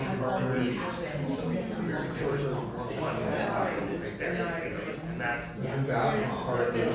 basically made anyway. Are you gonna work for that? That would be the Indian using water. It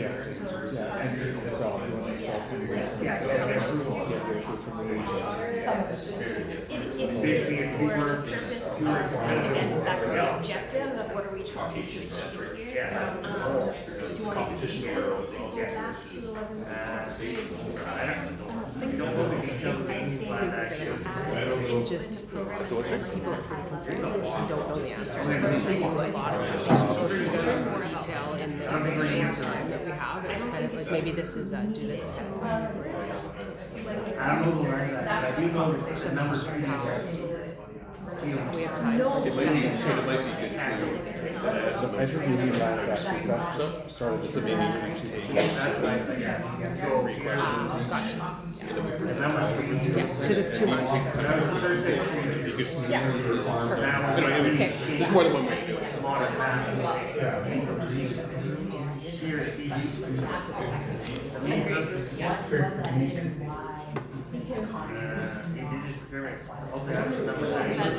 That's a real lead into where we do better, what do we do different, right? And then we also touch on, when we're talking about people, we're actually talking about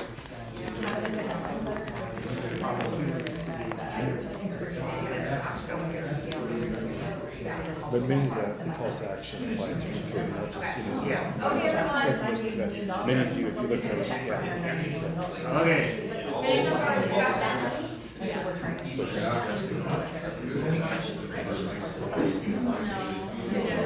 But that's the rest of it, right? So that we can try to Great discussion, we're just gonna move back to the main presentation again, I know there's a lot to get through there. We'll get the air. Yeah, everyone, pay attention. That got attention.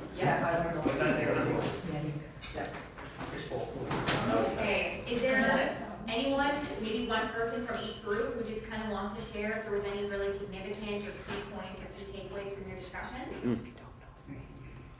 I can start. Sure. Yeah. So we didn't really answer any of the questions. We read them. We read them, came to a consensus that some of us are fairly old enough to acknowledge that this was not covered in any of our curriculum in school. So our knowledge is quite limited. But in terms of the objective of the course here as well is that some of the information itself is might be just a little bit too deep for the course, but unless the objective of this is just to be like, hey, you know what, I don't know anything, and therefore I have lots to learn, but what's important to be able to like build these relationships today. So like Melissa made a comment here in terms of you know, we want to move forward with Indigenous relationships to build these programs. Do I really need to know what the 15th century doctrine of discovery is? Probably not, right? But there is some things that are important to understand, so we can, like the Indian Act. So for instance, maybe I don't need to know all the details of it, but it's about understanding where did we go wrong, what can we do better to move forward as well. So I don't know if you want to add anything more. Great, thank you. Appreciate that feedback. We had a lot of the same, scenario where, but we also identified that depending on where we grew up, Gerald and I grew up in North in Saskatchewan here, and we did have part of that as our curriculum. It wasn't a core option, it was a mandatory, learning about different cultures. And, you know, in Orange specifically, it's one of the largest Indian bands, really in Western Canada for sure. You know, just, it was interesting to find out regionally, some had none, some had a fair amount. So I think it goes back to my comment earlier about, you know, perhaps there's some prerequisites or pre-learning that would be valuable for this content for sure. And I think it's important too, right, when we talk about taking your Indigenous procurement and communicating that with your colleagues and with your leadership, right? Everyone's coming from these different backgrounds and we don't know everyone's walks of life. So you have no idea when you're developing your communication strategy or who you're talking with, what their background necessarily will be. And so that's why it's so important that you're able to have at least an understanding of why you're doing this, why it's important to you, and how that ties into your organization, those broader goals, because you'll be working with people who have all different backgrounds. And so that can definitely, you know, play a certain part when it comes to communicating your strategy or even the success of having your strategy. Anyone else?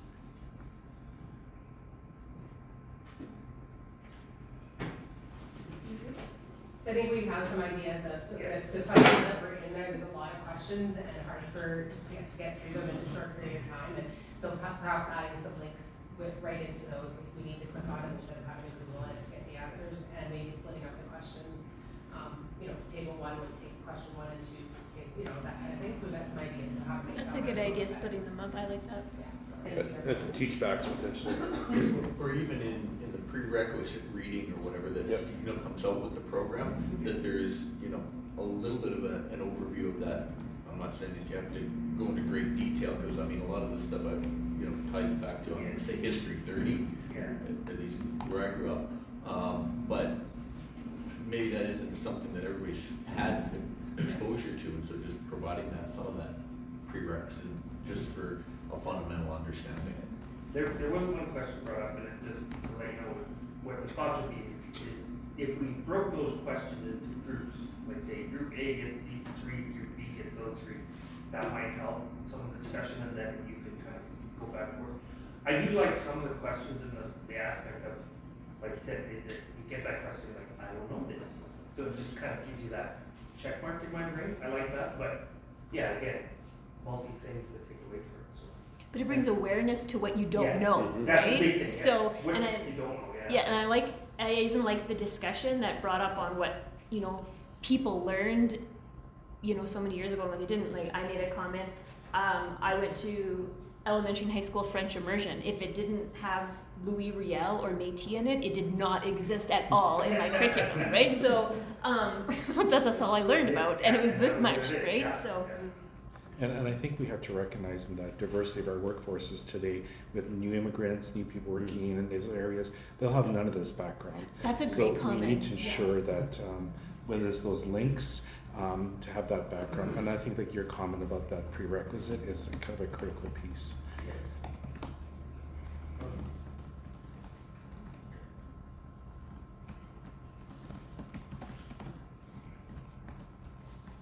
Okay.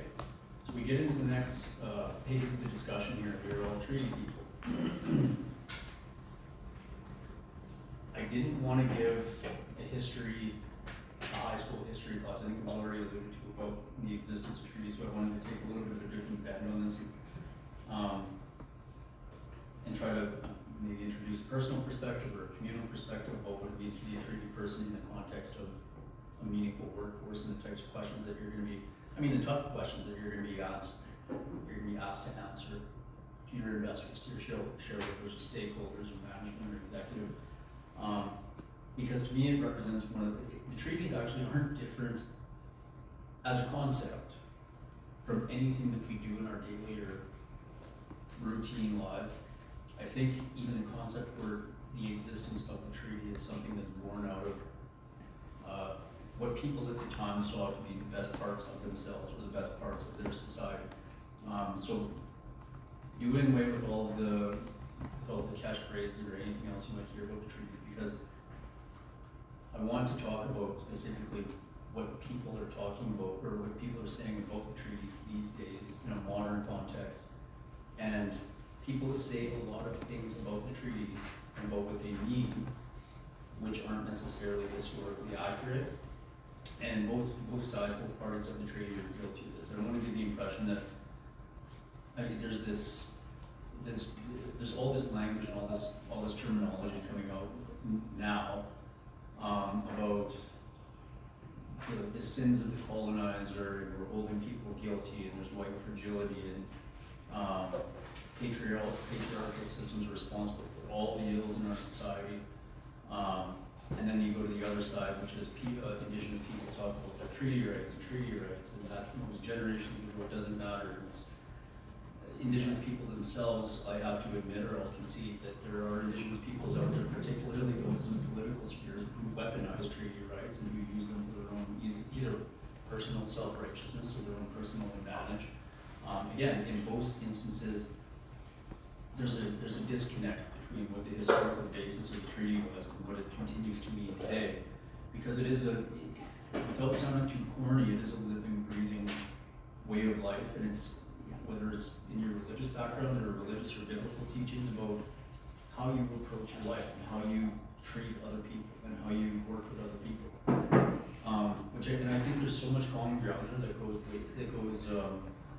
unrealized, because I think people do get caught up in the weaponizing treaty rights against one another.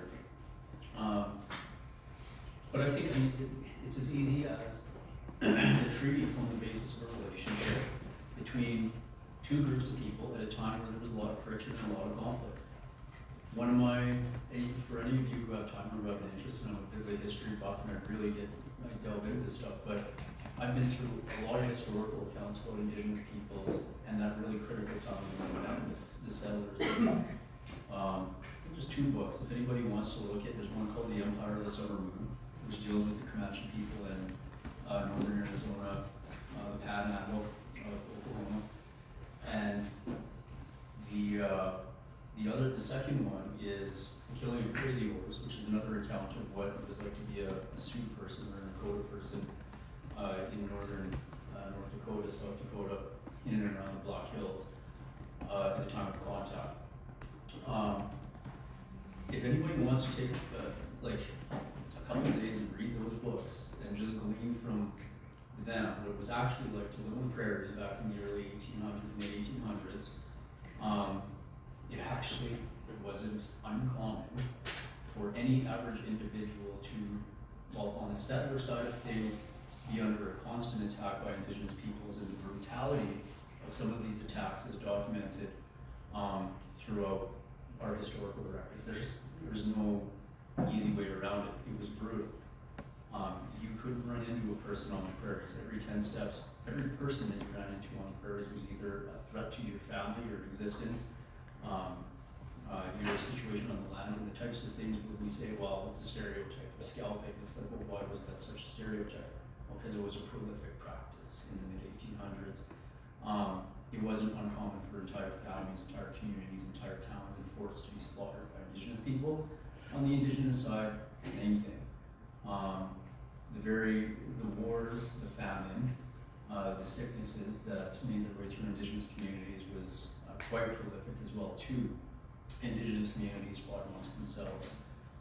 Again, very deceptively, there was a lot of depravity amongst Indigenous peoples themselves.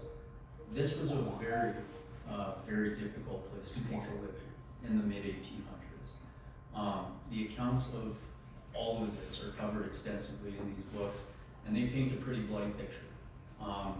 So you place it in that context of where Indigenous peoples were at that time, and where the colonizers were at that time. And that's, I think, the best way to understand the treaties is understand where it was coming from at that time. There was no monolithic culture. So the big myth, I think, is that there was a consensus on both sides. There wasn't a consensus on the Indigenous side.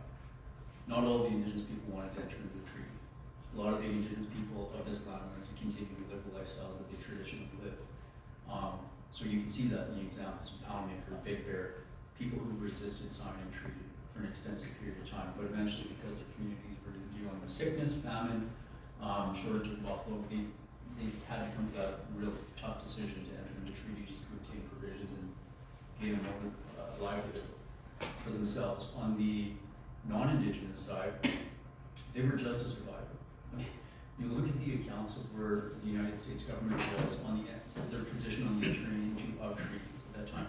People who advocated for the entering into of treaties and the provision of benefits, they're the same discussions that we're having today, that you can look back at in the congressional records of people who were survivors of the Civil War would say, we just did away with essentially the Confederate Army and we beat them into submission. The only other approach or logical conclusion now is to take that model or that template and we apply it on the prairies, and we need to essentially turn our forces against the Indigenous people and get rid of that because it represents essentially an obstacle or an obstruction to our development of all the resources. In the case of the Black Hills, untold sums of gold.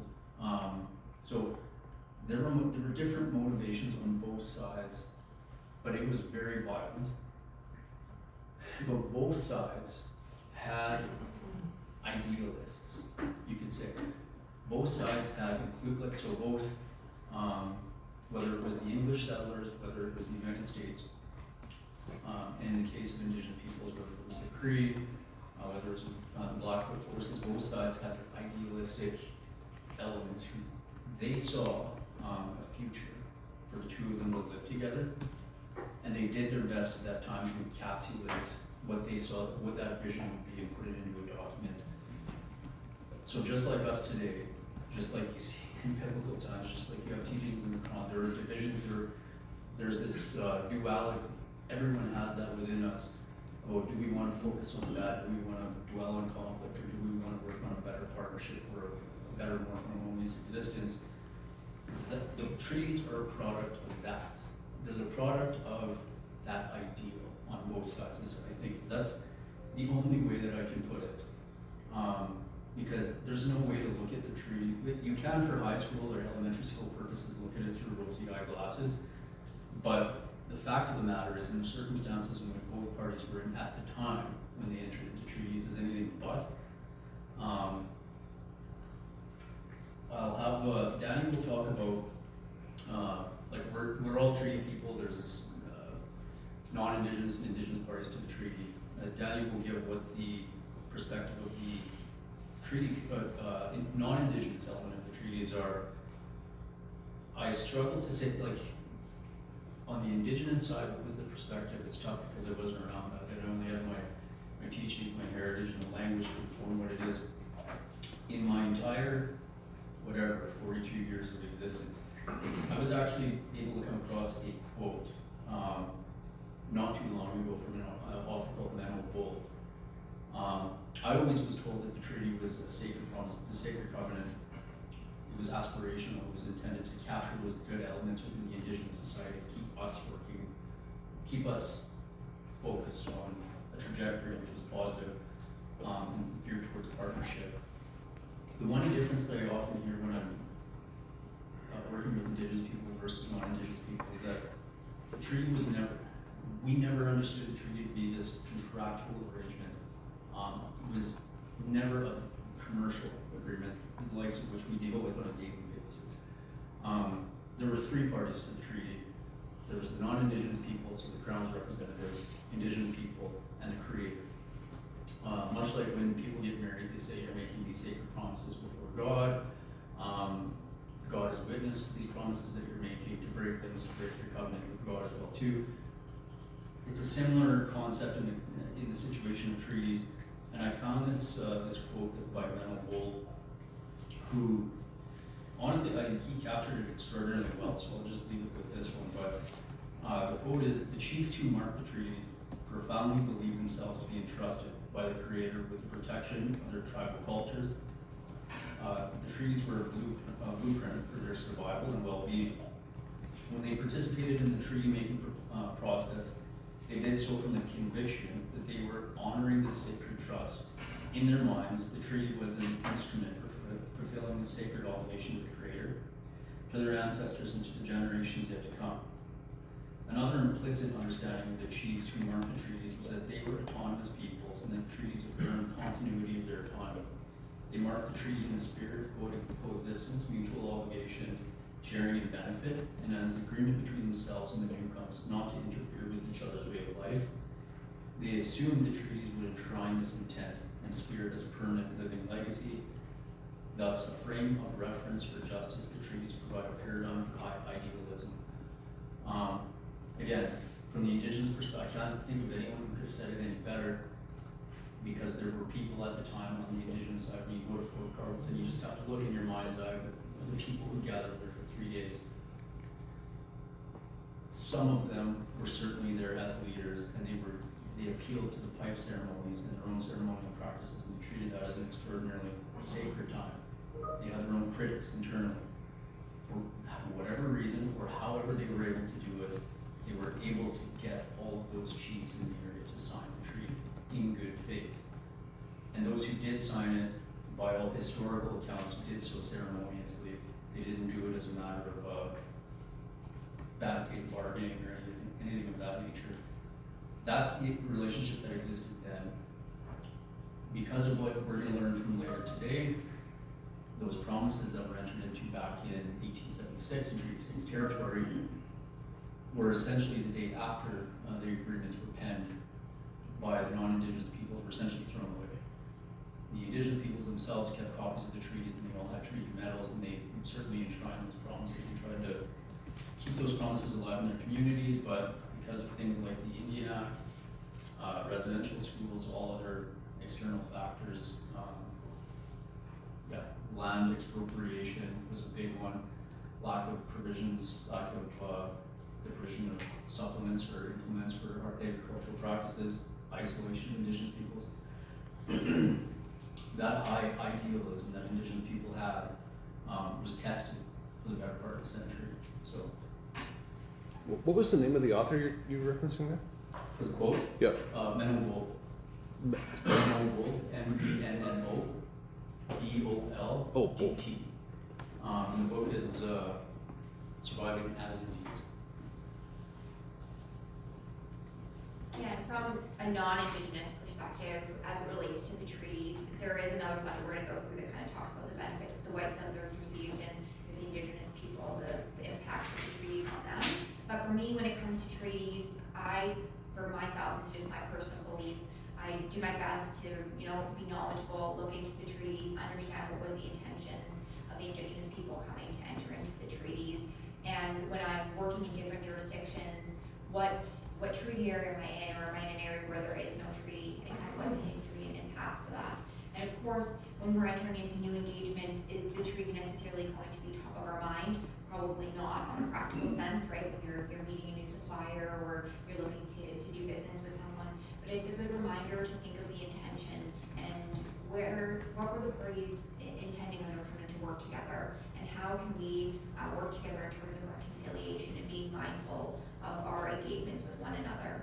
So what I thought was a really unique and interesting exercise that we could do is just kind of look at the treaty map up here, and I know it's a little bit small, especially for those that are in the back, but it should be in your packages. And just think about where you're from and what area you work in. Recognizing that for most people here, you probably are from the Treaty 6 area, around Saskatoon. Some of you might be from Treaty 4, more around the Regina area. And as Drew discussed, these treaties are defining the rights, responsibilities, and obligations of all of us. And they continue to shape our interactions with one another, including aspects that relate to procurement, land use, economic development, kind of all facets of our life. I think about the area where our office is located in River Landing in Saskatoon, and we also have a Urban Reserve office here in Saskatoon on Muskie Lake Urban Reserve. But I also think about my house, where I live, when I'm vacationing. All these things I think about that originated back from those treaty promises. One thing that I did want to point out is that looking at this map of Canada, you'll see that some areas do not have historic treaties. And this doesn't mean, of course, that there's no Indigenous peoples or their rights in these regions. And in most of these cases, these areas are covered by inherent and Aboriginal title and modern agreements rather than historic treaties. But it's important to recognize that inherent Aboriginal rights exist across these areas regardless of whether or not there is a treaty or not. And ultimately, I want you to kind of look at this slide and think about the fact that it shows the deep and deliberate inequalities that were built into the systems that shaped early Canada. So on one side, and we'll go through kind of the white settler versus not, we can think of the rights, freedoms, and supports that white settlers received and were granted, and then in others, we can think of the restrictions, denials, and hardships that were imposed on Indigenous people as part of these treaties.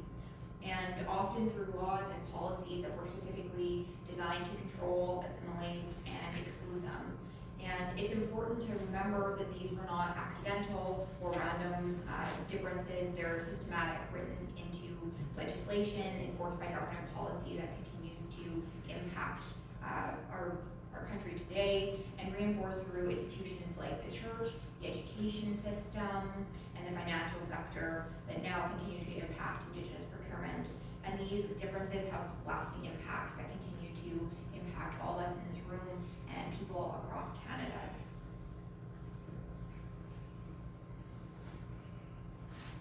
We have a short video.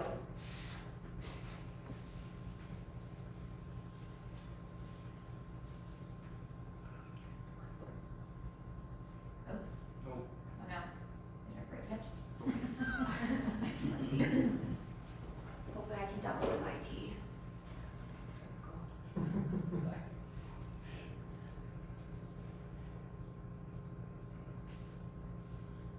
We have sound.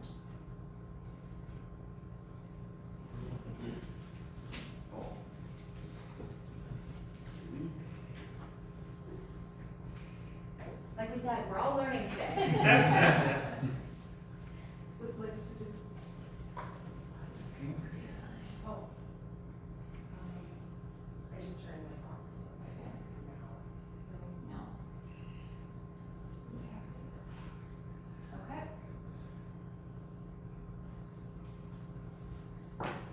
No. Okay. Do I keep going? Yeah. I will, Totally. I'm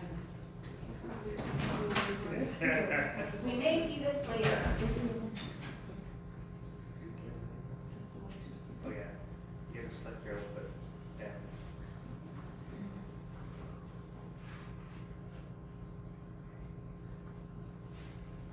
Okay, so this slide just speaks on the broken treaty promises. So here you can kind of see, this is the treaty rights that were intended for First Nations people back when the treaties were first entered into. So when they were entering into the treaties, they were hoping to maintain their own systems of governance. So, you know, their selection of leadership and having control over their citizenship, their trade, and their spiritual beliefs, really the beliefs that make them who they are as people. Instead, we can look to the settler colonization impact, which was the imposed governance systems, enforced rules of citizenship, which we see throughout the Indian Act, limits in trade, the Indian Act itself, and attacks on spirituality, right? A lot of their traditional beliefs and ways of doing things and ceremonies were actually outlawed.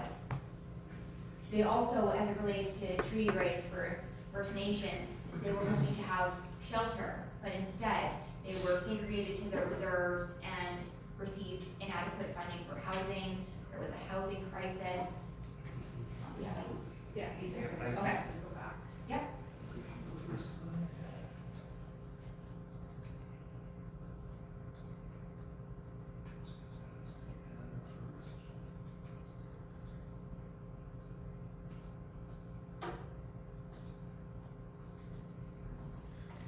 Maybe some of you wanna get out of here, but. Not till the end of the day.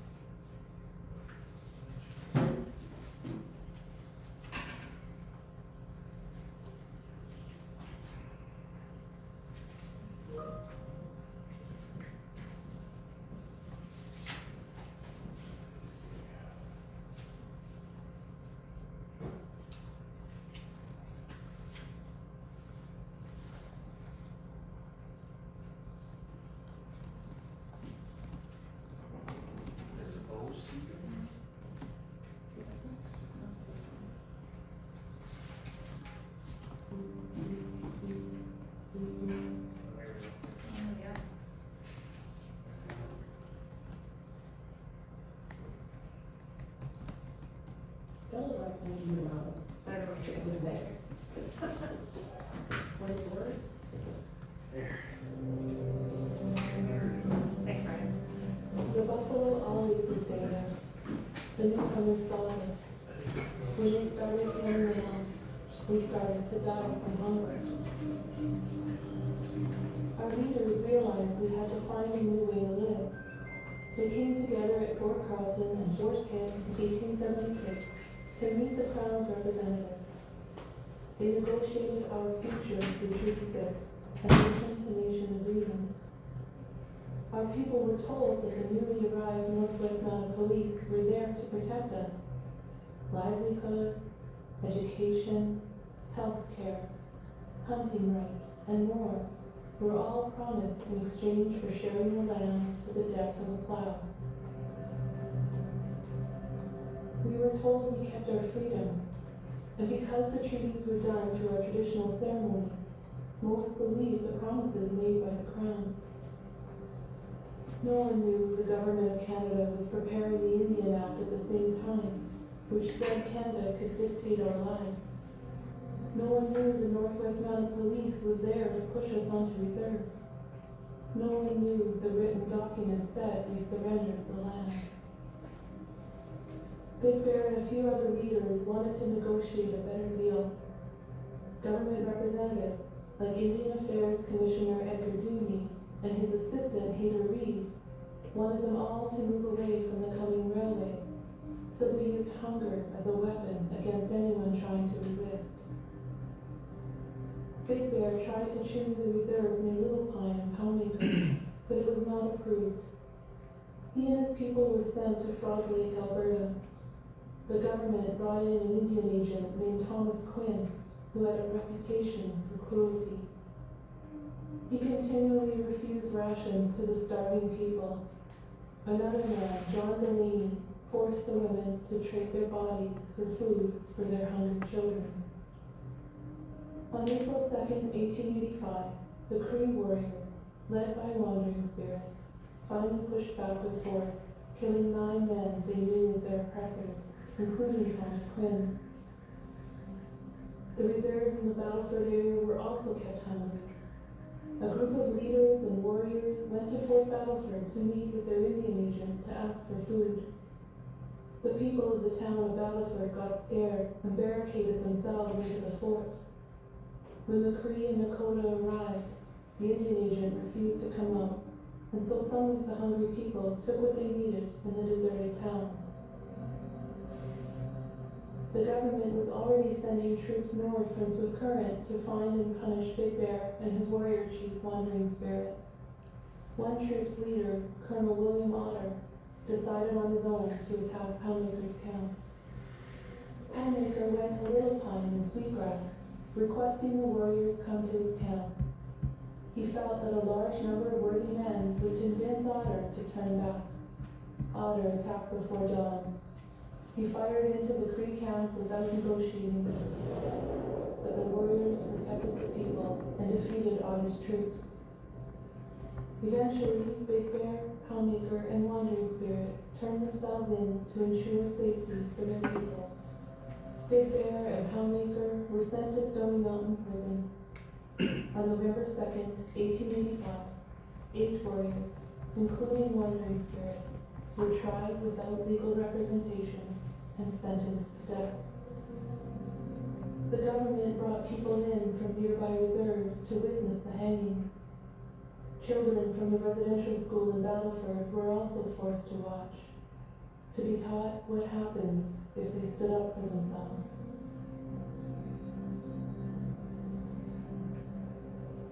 People are starting to learn about these schools and their terrible legacy, but they don't know about the other ways the Canadian government has oppressed us. The rights outlined in our treaties were ignored and overshadowed through the Canadian government's policies and laws. The Indian Act took away our traditional government structure and imposed a chief and council system. The Indian Act criminalized our ceremonies, which is a way of criminalizing who we are. Because of what happened in 1885, the government introduced a policy called the pass system. This meant meant that our ancestors were confined to their reserves unless they had permission from the Indian agent. When our people began to pursue land claims and organize against our own oppression, the government added a section to the Indian Act that stopped us from hiring lawyers. 3. We were outlawed from gathering in groups of any kind. The RCMP enforced it all, arresting anyone who resisted.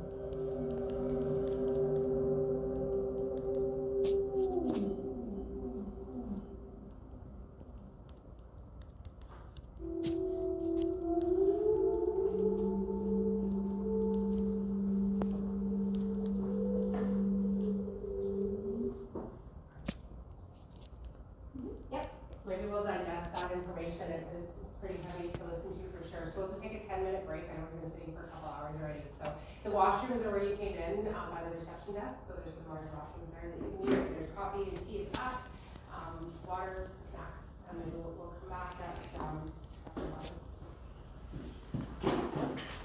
cancel all the cords everywhere, please.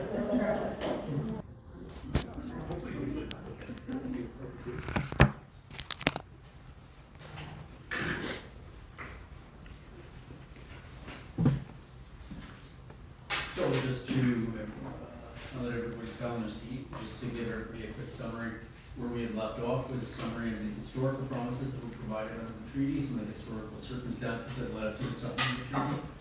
And as I had left off the last time, we had departed from this moment, which was summarized in the video of, at the time of the signing of the treaty, at least there was an element on both sides of this negotiating table which had this really high-minded, idealistic vision of what sharing of land might be. Whatever that vision or wherever that idealism was at the time of the signing of the treaty, almost immediately after it was signed, some forces, some of them government driven, some of them crown driven, some of them through religious doctrine, others driven through poverty or other existential circumstances, whatever the causes or combination of causes were, that idealism that was captured in the treaty was essentially abandoned almost immediately. Abandoned in part by, I want to say, settler and colonizer societies and the crown because they didn't deliver on the promises in the treaty. But again, it's a two-sided story, and there were also some encroachments by indigenous peoples against the terms of the treaty, which were inconsistent with the original promises as well too.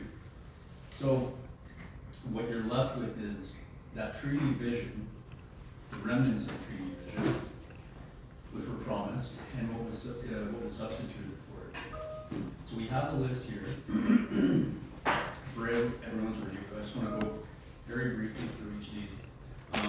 There was a treaty promise to maintain their own systems of governance, including the selection of leadership, control over their own citizenship, trade, and spiritual beliefs. That was abandoned immediately and replaced with a very harmful system of Indian Act imposed governance. That was the system of band elected chiefs and councils, and those chiefs and councillors were accountable to the regional Indian Affairs agent, and that Indian Affairs agent was accountable to their Indian Affairs boss, the superintendent of Indian Affairs, who was accountable to the Minister of the Department of the Interior down in Ottawa. So what it created essentially was a level of bureaucracy that didn't previously exist in Indigenous communities, and surprise, surprise, the chief and council structure on that chain of bureaucracy was at the very bottom of the totem pole, no pun intended, but that was essentially where they found themselves. Their decision-making authority as councillors was extraordinarily limited, and it was based on essentially just maintaining or managing poverty at the time. So that has had detrimental impacts on our leadership systems and our ability to function as communities long-term, what we're starting to see today. And so, again, we'll go back to the comment that was raised earlier, why does any of this matter? How does this inform our procurement strategy? If you're in the business of working with First Nations, and First Nations are going to be informing certain parts of your procurement strategy, or if you're engaging with them, you might find that some of the First Nations out there work extraordinarily well, some of them work not at all. I think one of the prime examples of this, and as an Indigenous person, is one of the ones that really dampens my heart, is to see all the media, you see a lot of negative media coverage these days with publicly elected officials, most recently with the Federation of Sovereign Indigenous Nations, where I have to, if anyone has to admit that criticism is not necessarily unfounded, because you have Indigenous governments out there who operate very transparently, and it's a well-oiled machine, and they're held accountable to their own members by their members. Financial statements are expected to be posted online.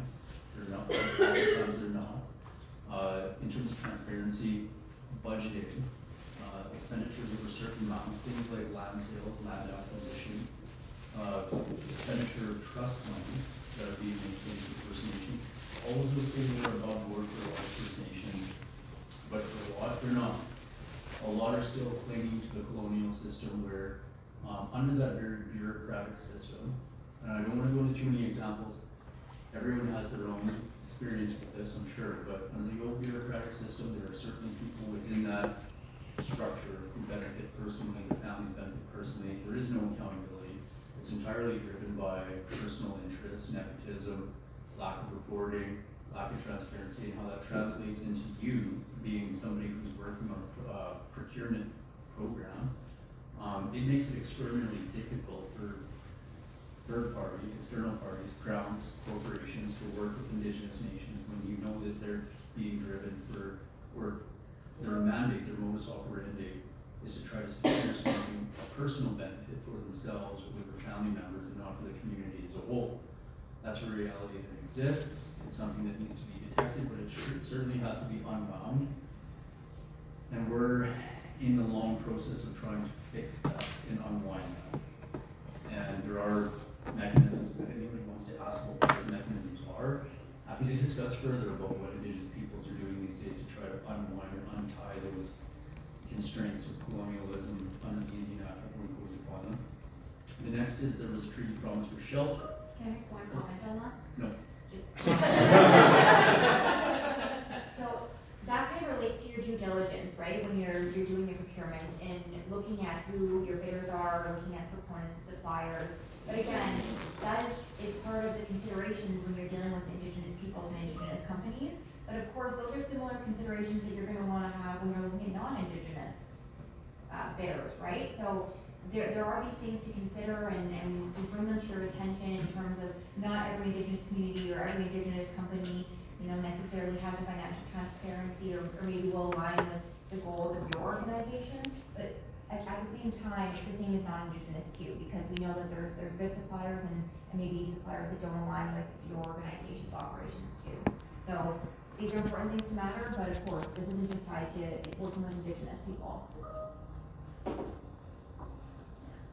Next, there was a treaty right for First Nations to provide adequate shelter on reserves within their communities. This one was done almost immediately. There's no examples of a functional housing program being reserved today that doesn't involve the allocation of personal property right or a subdivision of land in a more urban-based First Nation. So we really are. This probably represents one of the biggest disappointments in terms of outcomes, because we're having a tough time as Indigenous peoples trying to figure a way out of this. Everyone is. And just to give the example of, we were in a pretty terrible position to begin with, because not only was there a lack of funding available for housing, but anybody else who was able to acquire a home off reserve was able to do so through debt financing. That's not available for reserves.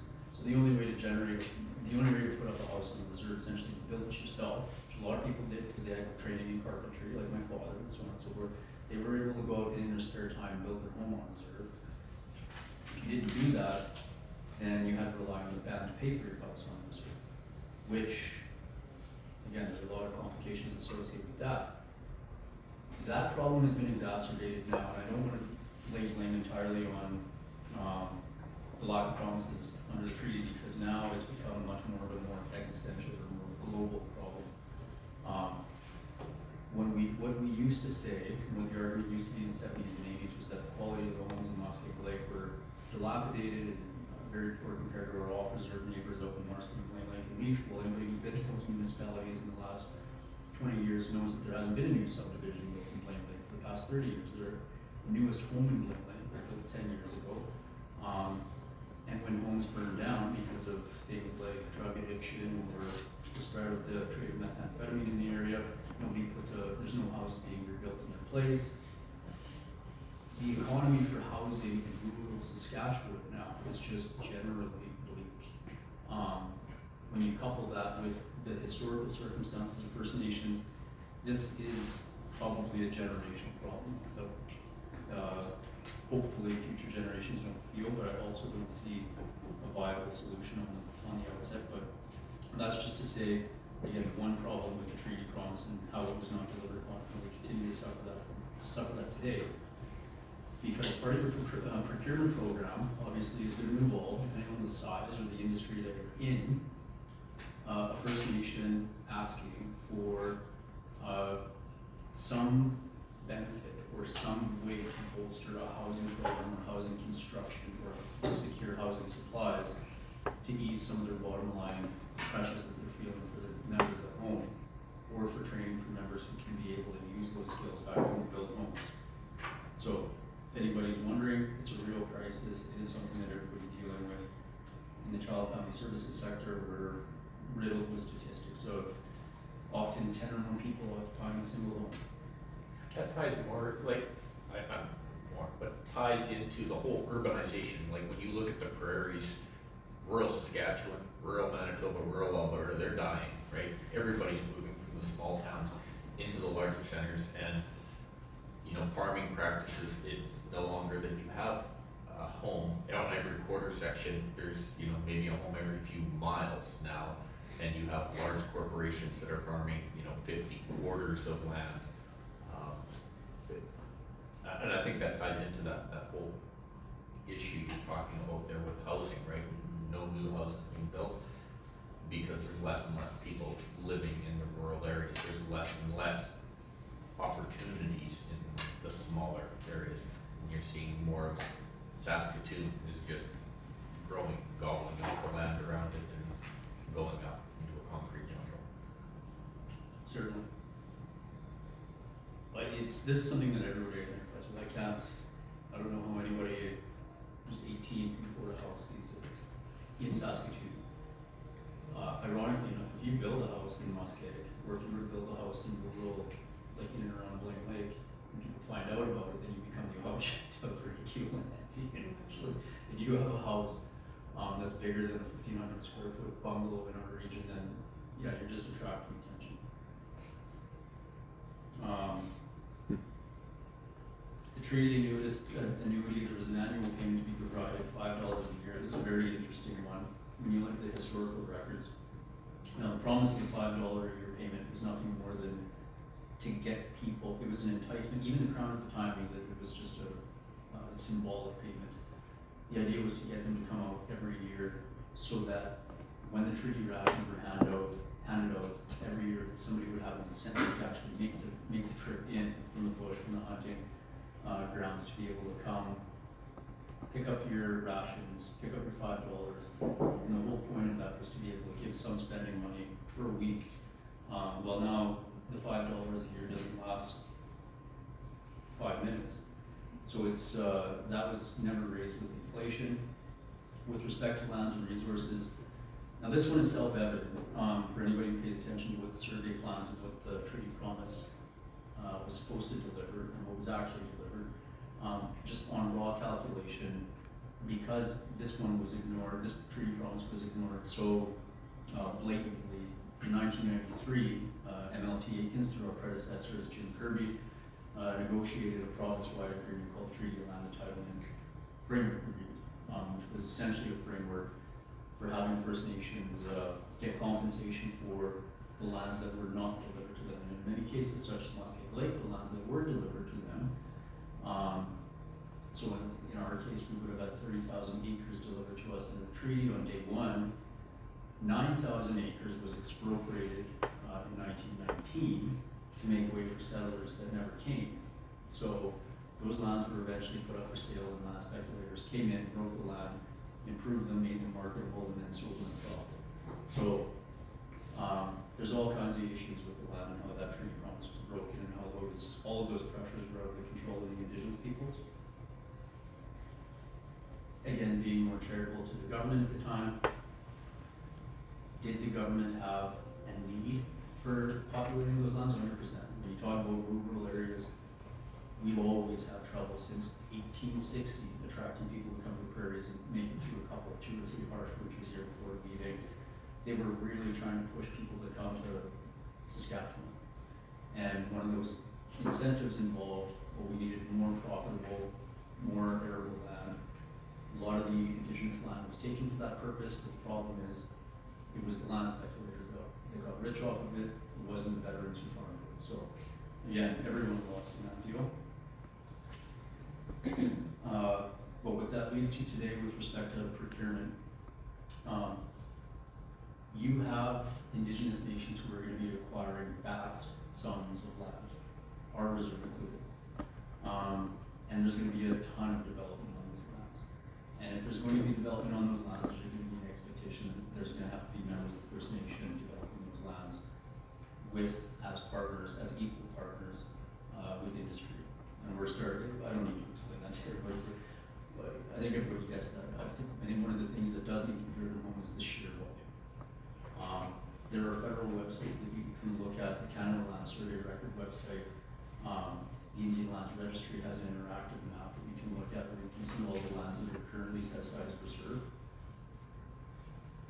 It's gargantuan, and that's just the reserve land today. There are lands that nations hold, such as the Carry the Cattle Nation. They have 25,000 acres within a 50-kilometer radius of Regina that hasn't been added to reserve. They own that in fee simple. So there will be a massive land inventory of reserve land coming up in the next 10, 20 years. How does that, I guess, flow through? Like, do they expropriate the land to do that? I mean, because all the land around Regina is already owned, or is, as land comes up for sale, then the government puts a process in place to. It has been willing buyer, willing seller. Okay. But that process, not since 1993, we're going into 29 years. Is that the math? We've been under that process for 29 years now. And so what we're starting to see is from day one, First Nations were starting to buy up the land in fee simple. But that conversion process of adding it to the reserve takes years. And it's only now we're at this critical point where like all the land that's in the process in the queue has been backlogged, and we're starting to see the reserve land inventory. There's going to be a massive uptick because that fee simple land is going to become reserve.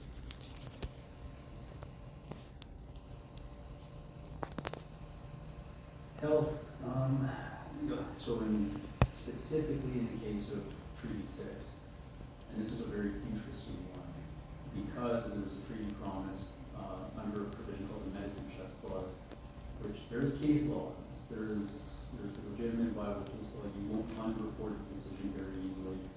You will find it if you dig deep enough in the 1920s. One of the chiefs who was alive from the Colossus who signed the treaty saw that there was no provision for health services being provided to those people, so he took the case to court in I forget the year, but it was in the 20s. Very shortly before they banned First Nations from being able to retain lawyers, and this is probably one of the reasons, because he brought the case to enforce the treaty promise for the right to health. The court found it in his favor, and they ended up having to provide health supplies to that nation. And then after a generation, that court decision just fell by the wayside. People stopped seeing it, hearing about it. But now we're going to start hearing about it much more because the treaty right to health and the Medicine Chest Clause is very relevant because we have huge rates of diabetes, lots of Indigenous children who are suffering from mental health challenges which aren't being funded by the provincial or federal governments. And one of the big issues with that is particularly when you look at Indigenous people who entered the healthcare system, the amount of racism and the amount of neglect that they're receiving from the healthcare workers is astronomical. And we're starting to see that statistically. We have reports on this from BC. Anecdotally, we have reports from this from everybody who works as a nurse practitioner, to doctors, to dentists, orthopedic surgeons. There's a lack of care going to Indigenous elders and Indigenous children. It's an acute problem for our healthcare healthcare system, and it's a breach of treaty promise. Education, there's underfunding, like, I would relate this, you don't even need this, but like, there's a treaty right to receive education, or for Indigenous children to receive education. A lot of people focus on, politically, what's been sensationalized is the focus on post-secondary education, and that Indigenous peoples or First Nations peoples benefit from payment of tuition for post-secondary, which is certainly a thing. I mean, there's certainly a post-secondary program that the federal government gives to First Nations. It allocates budgets to First Nations. Now, of course, not everyone benefits from that because of budgetary concerns and shortages and scarcity in funding. If you put that aside, and what people use to weaponize that, one of the major issues when you start having a real conversation about education is the disparities in funding between children who are getting education on reserve, or Indigenous children who are getting educations from neighboring communities off reserve, and those who are funded through provincial tuition agreements. It's basically 60 to 70 cents on the dollar is what's being spent on Indigenous children for educational purposes, and that gap hasn't closed and is not closing in the foreseeable future because we don't have anything on the table, and there aren't any politicians or governments who made it a priority. So a breach of a treaty right in that regard. Hunting, fishing, and trapping. Every day we start to see this become an issue. And it's sort of, I keep going back to, on the education portion of it, how does this benefit your procurement, or how can your procurement program take stock of this? Well, the first to take stock of the historical treaty promise and what was promised by the Crown, realize that it wasn't fulfilled, but also realize the socioeconomic impacts that have resulted have resulted since. Is there any way that your individual procurement program can substitute or subsidize the lack of availability or outcomes or opportunities for Indigenous children or Indigenous youth in specific sectors? One of the things that, if we were, again, everyone's sector is different. In our sector, one of the problems that we have with Indigenous lawyers, or people attracting Indigenous people to the legal profession, was that was a huge one. Was funding. We could not get access to funding. In my former, like, as working in a nonprofit, separate apart from my job, one of the things that we had was an Indigenous law school bursary, where we had to go out and had to find sources of funding for Indigenous people who had passed the LSAT, met all the academic criteria, had been identified by a law school as being a promising candidate, but couldn't, because of financial constraints, get into law school, essentially. And one of those things was just like law school tuition is a little bit different than your average tuition. It hovers around the 15,000 mark for the smaller schools, and 25,000 for the larger schools per year. So that was becoming a big hurdle for people getting into our industry. So we had to source people who were willing to work with, who were willing to provide the bursaries for that.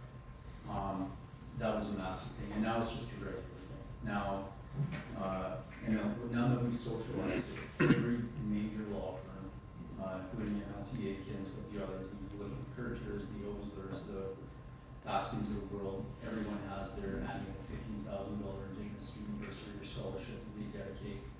But it wasn't like that 10 years ago. It was few and far between. That's an attempt to attack the structural issue of education. Whether there's a way that you can do that within your procurement strategies, I'll leave that to you. Justice is the last one.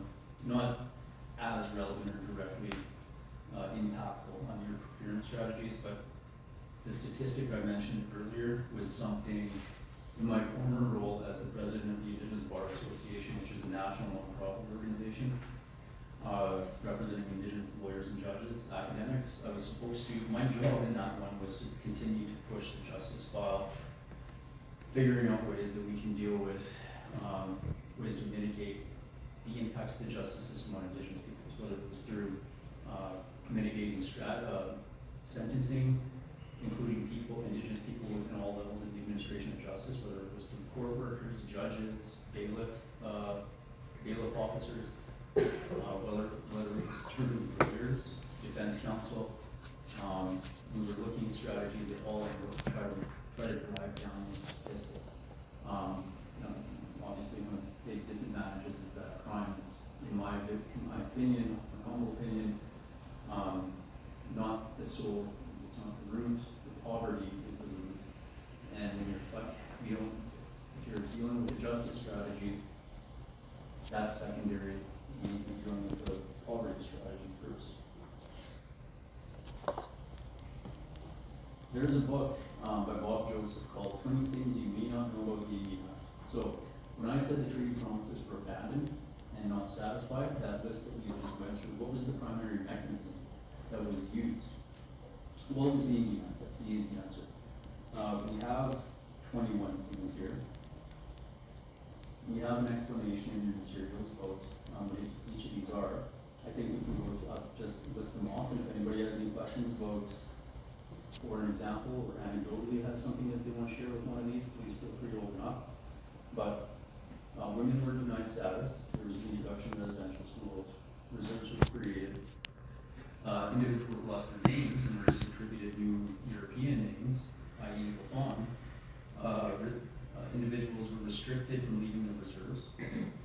There was forced enfranchisement. Basically means that anybody met, and we'll talk about this later, if anybody met certain criteria that were unilaterally imposed by the Indian Act, and they were actually ineligible to continue to be referred to in Indian. A lot of these referred to blood quantum or educational requirements. If the shape of your skull was a certain matter, or was a certain shape, then eugenically you were not deemed by the federal government to be an indigenous person.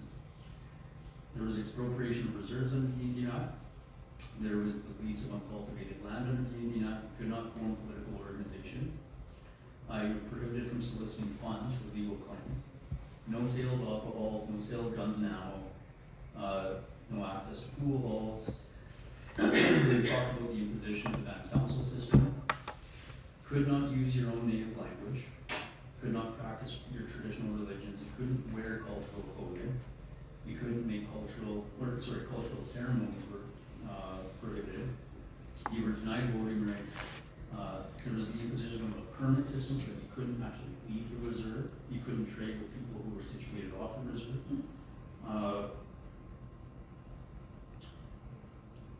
There was, under British rule, there was the creation of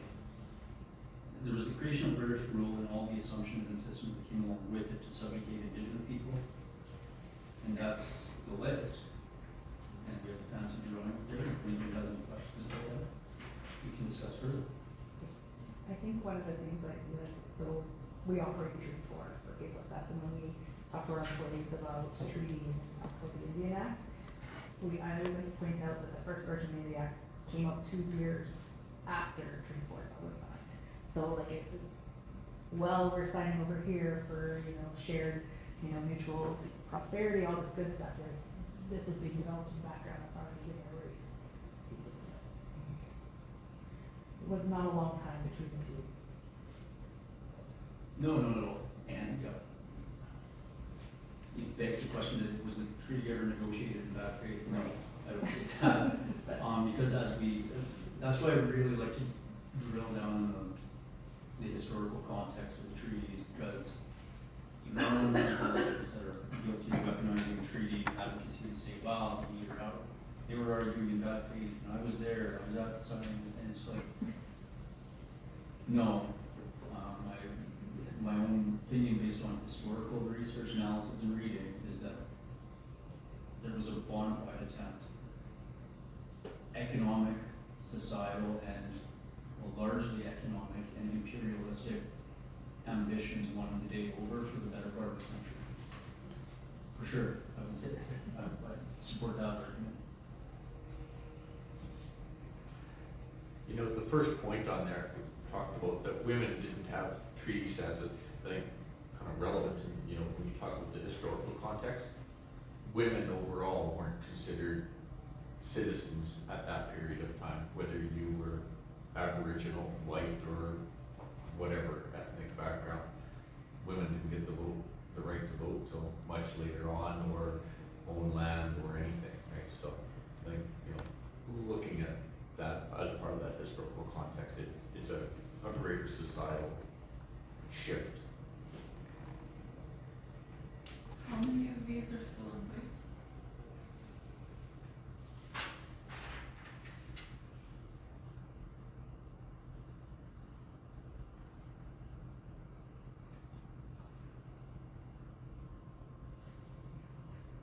Half. Like, there are, so, I mean, we could walk through either the express or the, Lasting impact upon. I would say the express, or either the legacy or the remnants of it. Yeah, like Some- number 4, some- right, like number 4 with the names, like you're never gonna be able to walk that back. Or it'll be very hard to walk that back.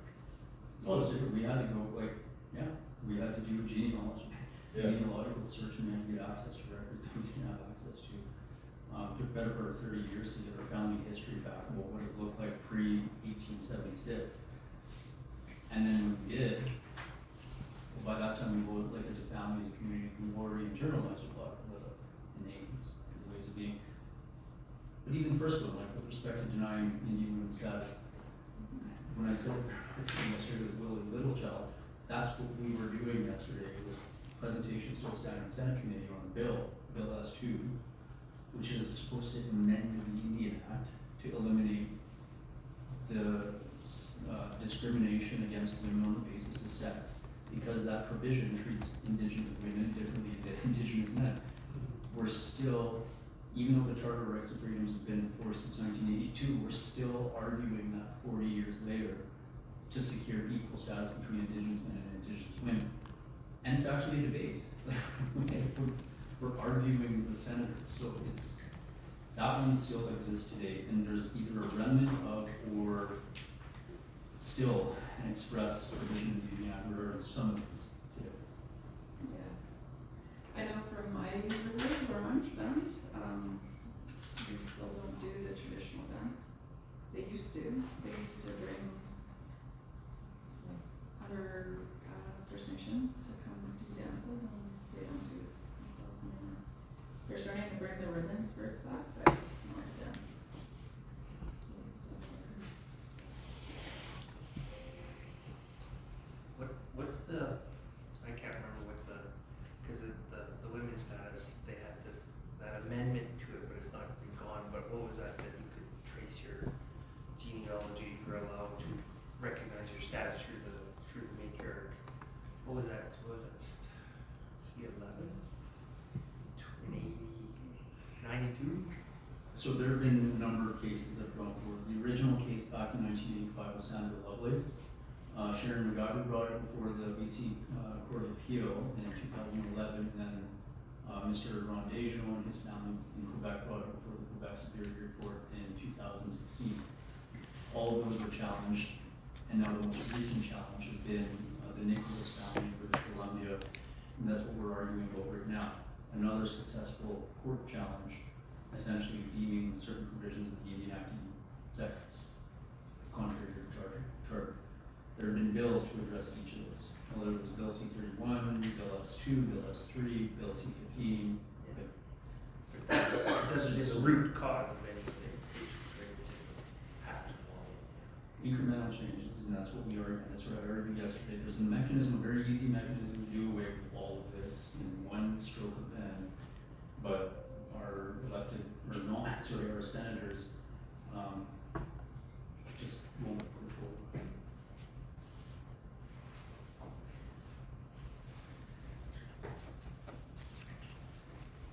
Right, what is that one thing that you said you can do with the service? What is that? The one solution? Yeah. Sure, let's get it. There's a very arbitrary formula put in place for First Nations. When you're determining whether you're eligible for Indian status under the Indian Act, is Drew eligible to be, am I eligible to be status under the Indian Act? So that's a question of blood quantum. And it's fixated on a period of time. As of April 17th, 1985, if you were on the list, on the federal list, then you're on. So you're eligible to be quote unquote a federal Indian. if you're a descendant of somebody who was on that list as of 1985, you're also eligible to be on the list if you have a minimum 25% blood quantum. And blood quantum it's just like how it sounds. Like, take me, and if I were to have a kid with a non-Indigenous person, 50% blood quantum. If that person has a child with another person, a non-Indigenous person, 25% blood quantum. One generation after that, status is lost. The problem that we have now is statistically in communities, because of that reductionist formula, what we have is some communities, Muscat Lake's percentage of quarter bloods right now is 33, going up 34%. Some communities is as high as 50%, which means in one generation, if we keep following this formula, we're essentially going to be pretty close to extinct. And studies by individuals, there's a guy named Stuart Clapworthy who's a genealogist who studied this. He has released numerous reports, predicted this 30 years ago, 20 years ago, and then now, that there would be a small decline, which is what we're seeing with the 30%, 40%. But then within 2 generations after that, there's going to be a drop. And the joke in the communities right now is that, like, we could, I mean, you see what this does, you see what this spurs within the community, the type of divisive content that this has when you start talking about eugenics. And it's like, some of the communities themselves have internalized the idea of blood quantum. And like, well, the reason why we're having this problem is because we're not marrying each other, we're not keeping our blood pure enough. And it's like, anybody again who studies history knows that there's no such thing as pure-blooded anything. Nobody from any area of the planet is pure-blooded anything genetically. And so that's one of the issues that we're having, is fighting that own narrative within our communities.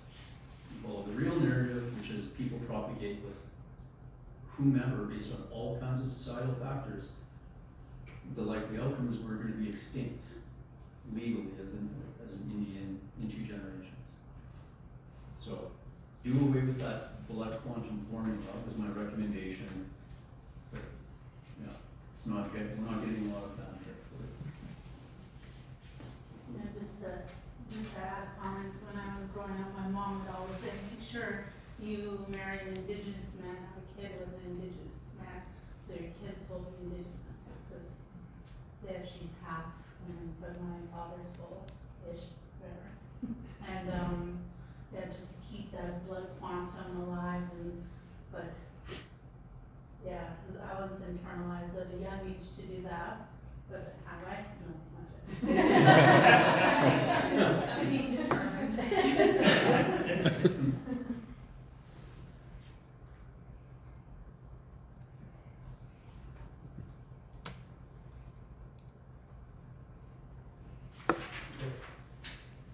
Dan. Yes, we're kind of running a little bit behind. Drew and I like to talk. So we've kind of addressed this. As you can see, on the left column is really how white settlers benefited from the treaties, and then Indigenous people, the kind of negative experiences and systemic racism that they face. Basically, just on a high level, you can see that white settlers have benefited from voting rights since day one, whereas the Indian Act was really meant to be something that took away significant rights from Indigenous peoples and changed their way of living. With public education, as Drew talked about, we continue to see these effects from white settlers benefiting from public education versus residential schools really focusing on a lower kind of threshold of education, and instead focusing on religion. Whereas public education, of course, having white settlers be able to develop further education, title to land versus theft of land, free mobility rights versus the caste system if they wanted to leave the reserve, running for public office versus Indigenous people not having representation in the larger governance of Canada. We continue to see, of course, with now, in modern times, some more Indigenous representation in our governance systems, whether that be from just a lower municipal level all the way up to a federal level, but still it takes so long for this deep-rooted history and the impacts and effects to kind of start to be pushed away and pushed back on in order for Indigenous people to start to thrive and be truly integrated into the governance of Canada. And one specific example of selling wheat freely or, other goods and other trades versus with indigenous people, limits on market, if they were even able to participate and in the economy, and if they were, of course, again, kind of not having the same opportunities in terms of negotiation. And we see this, and this is a large impact on procurement, right? This kind of impact on trade is one of the largest impacts on Indigenous procurement today. Just recognizing that a lot of companies, whether that be farming, whether that be resource-based, using kind of Indigenous land, now we benefit from those resources that were taken away from Indigenous people. And so when we're trading and negotiating, looking at the differences in bargaining power or even history of benefits that ourselves and those operating on the land receive. Support for famine versus mass starvation, low-cost loans versus personal loans. And so now this slide is just meant to address a common belief known as meritocracy, the idea that basically everyone has equal opportunities because we all start from the same place and we kind of have the same opportunities all granted to us and the chances to succeed. And in a meritocratic view, Canada is seen as a land of unlimited resources. It's not the same necessarily as the American dream, but still we have a lot of land, we have a lot of resources, a lot of opportunities. And I'm sure many of us growing up thought we would be able to achieve and obtain and help our companies obtain. And often we believe that our success is based on our own individual hard work and personal choices and individual work ethic, right? We think if I do well, if I put in the effort, I'm going to succeed. But it's important to kind of step back and think about that the same opportunities are granted to everyone and the things that we benefit from aren't necessarily equal. And so just be mindful of that as you continue to work and work in your community. And the problem with this belief system is that it really ignores the systemic barriers that Drew talked about and that I talked about earlier, right? They all exist, they're systemic, they've been around for many generations, and they will probably be around for generations to come. And so just be mindful of that and recognizing your own biases as it relates to your belief that everyone kind of has equal opportunities. And again, this doesn't just relate to Indigenous people, but minorities and people of color and different learning disabilities and everything. But just be mindful of these things if you can. And something I really wanted to ask you is, and just to have that self-reflection, how many of you, when you're growing up or even now, think, I'm smart, I'm going to work hard, I'm going to continue to succeed. There will be opportunities that I can obtain if I work towards them. And what does that belief ignore? Right? What does that belief ignore as you continue to kind of look at yourself and your growth and your organization's growth? So again, just recognizing that we are all people and that we together as a group, as it relates to procurement, as it relates to supply chain, as it relates to people living in our local communities, Saskatoon, Regina, Saskatchewan, Canada, we need to work together to help eliminate some of these inequitable outcomes for Indigenous people in a variety of areas. And of course, we as individuals can't do everything for everyone, and we can't benefit all these different areas. But when you go work in your specific sector, think about how can you, at your organization, even if it's just on that level, even if it's just with your coworkers, even if it's just with one specific procurement strategy, how can you help overcome some of these inequitable outcomes for Indigenous people?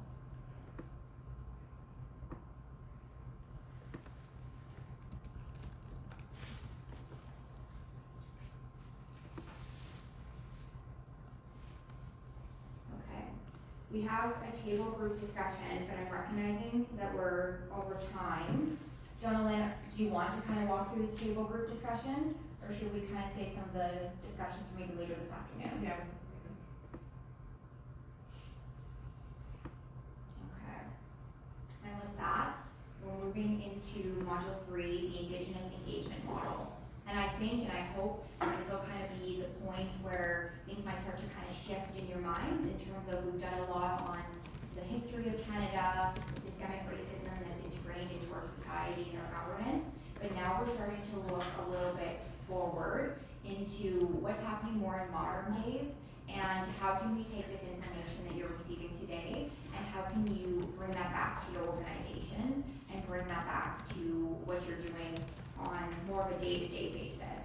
Of course, having the background information and being informed is so important, but now how can you take that and actually synthesize that into something that you can use on an everyday basis? So here, looking at the learning objective, ultimately the thought process is that you will be able to examine the Indigenous engagement model and build respectful relationships with Indigenous peoples as part of your day-to-day jobs. And looking at the Indigenous engagement model, the first that I'm going to speak on today is just treaty and reconciliation as a foundation. So really what we're talking about is how to build lasting relations and relationships with Indigenous communities. And the key idea is that reconciliation and building relationships isn't just, one-time consultation. It's not one reach out, having one conversation, okay, I've kind of done my part. It's meant to be ongoing, collaborative, and relationship focused. And really that's something that in my experience in working with Indigenous people, that's really kind of their ways of operating, in a collaborative mindset, working on a community basis rather than on an individual basis. And ultimately, it's important that we work together in ways that support not only your organization's priorities, goals, and your shareholders or stakeholders' priorities and goals, but also ensuring that you're able to support Indigenous parties' rights and economic self-determination. And there's a few principles that I like to keep in mind, being the first, respect and recognition. So making sure that we're always acknowledging and respecting Indigenous rights and histories, the things that we've spent so long kind of teaching and trying to share about this morning, as those will help you inform your relationships and your communications with local Indigenous people. Also, take the time to develop trust, right? You're not going to leave here today and go and speak to 6 different Indigenous suppliers and bada boom, bada bang, you're working together, everything's great. It really takes time to start maybe just with one small conversation or one small touch point, but make sure you can take the time to develop relationships. Our message today really is not that you should leave here and be checking a box. It's meant to be something that's collaborative and meaningful and has engagement for not just your organization, but also the Indigenous peoples and the Indigenous businesses that you're working with. And as capacity and empowerment, look in your roles and your organizations for ways to strengthen Indigenous participation and leadership and help economies help Indigenous communities build their economies and capacity, because that will pay off tenfold if you're working with local suppliers and helping build that relationship amongst each of you. And as we go through this model, I really encourage you to think about your own organization. How does this apply to you and your organization? And we really need to think about, are there opportunities to build a more respectful and mutually beneficial partnership?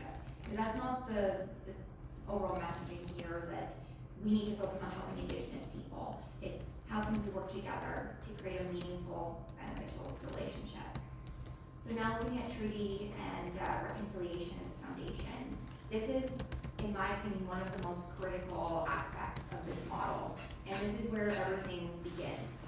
Because to engage meaningfully with Indigenous communities, we really need to recognize that everything doesn't necessarily happen in a vacuum, right? Think of all the histories that Drew was sharing and the ways of being that these individuals have experienced.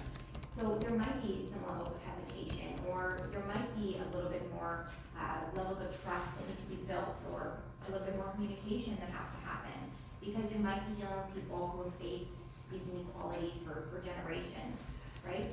And of course it will be different depending on where each Indigenous community or each Indigenous business is at, but just remember that everyone is on their own journey, including your own organizations, on a path of reconciliation. And as you mentioned, treaties are living agreements, right? They're not just historical documents. So I know, again, you look at this and it's like, wow, it was so long ago. But as we've talked about, the impacts continue today. And whether or not it's some of the actual laws are still in place, whether like such as outlawing ceremonies, or the fact that now those traditions and cultures have been lost in time with some communities. So it's important to keep that in mind, that we need to respect Indigenous peoples and their rights in terms of these treaties, and recognize that they're not meant to be just kind of a flashpoint in time. It's important to live that every day in our interactions with Indigenous people. And reconciliation is not just a concept or statement of intent, like Drew mentioned with the land acknowledgements. It's not just a matter of simply stating, yes, I acknowledge the landholders and the rights holders of this area. What does that mean for you? How are you as a person? How is your organization benefiting from the land or from working with Indigenous people? What do we gain from these treaties on a modern day basis? And it's important that we recognize these systemic barriers and make sure that we're working to create equitable opportunities and help Indigenous people, or help facilitate the participation of Indigenous people in a way that is meaningful and has thought behind it. And so in reality, every time you're making a decision in procurement and working with Indigenous people and companies, I really try to encourage you to have respect for the Indigenous rights, recognition of past and ongoing impacts, and really commit to building trust with one another. And as we go through the rest of the model, please try to remember that treaties and reconciliation are not optional. They really should underpin every step of your engagement with Indigenous people, and they set the stage for the overall relationship building and the rest of the engagement model.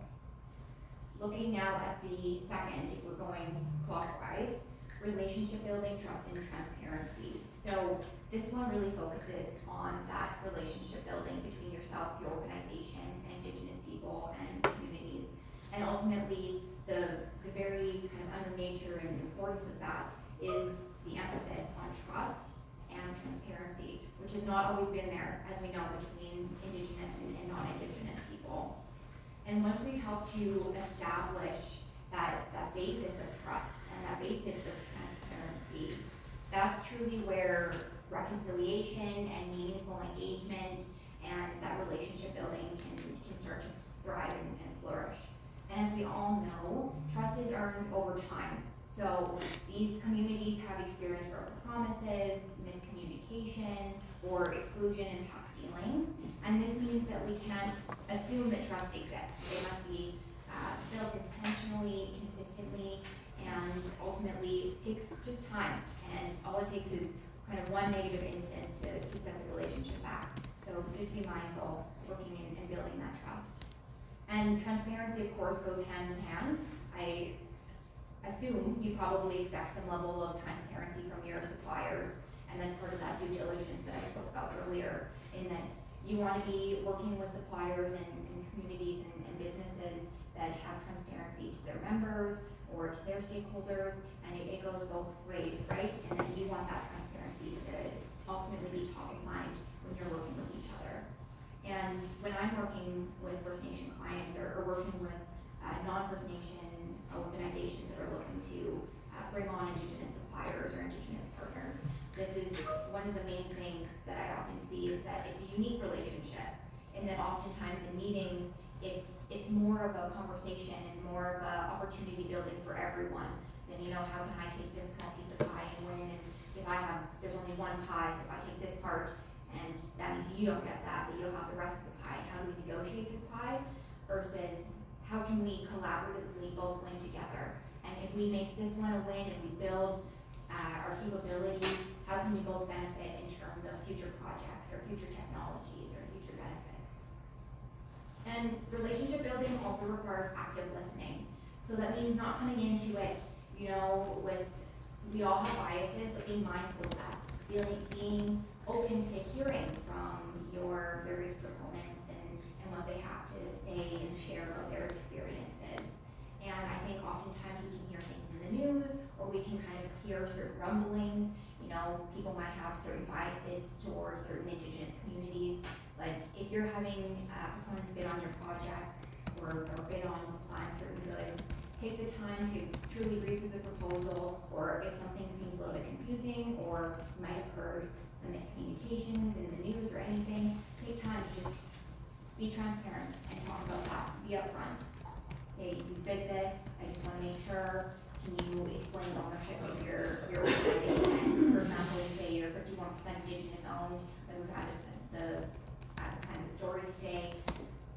Can you talk a little bit more about that ownership? Can you talk about a little bit more about who's the leadership in your organization? Is this a true 51% Indigenous owned organization? Or, you know, what does this look like for you? And making sure that the people who should be in the room are in the room. That's very important. And ultimately, we want to make sure that we're not just simply following standard procedures. There might be some things that have to be modified or some things that might be a little bit unique ways of doing when it comes to working with Indigenous people. You know, oftentimes meetings, I've had clients where they want to come meet in person, even if it might be something short. Still, it's important to get together and meet and have those conversations because that's just their way of doing business. And there's nothing wrong with that. It's just if you might be used to, you know, simple email communication, but maybe think about being open. Could we have a meeting about this? Could we have a discussion about this? And if we are we following the practices, if elders are involved, or making sure that we're respectful and those kinds of things. And ultimately, I just want to highlight that, yes, we're conducting business, yes, cost matters, but ultimately, relationships are not necessarily transactional. Of course, you're both looking to succeed, you're both looking to win, but it's a relationship building, right? It's not necessarily just a one-off, and if it is, that's okay too. But ultimately, when you're looking to build relationships with Indigenous suppliers, it's taking time to build trust and transparency. And ultimately, working with Indigenous people in procurement can truly create mutually beneficial opportunities and lay the groundwork for sustainable partnerships and meaningful economic engagement. With that, I'll pass it off to Drew to do the last three.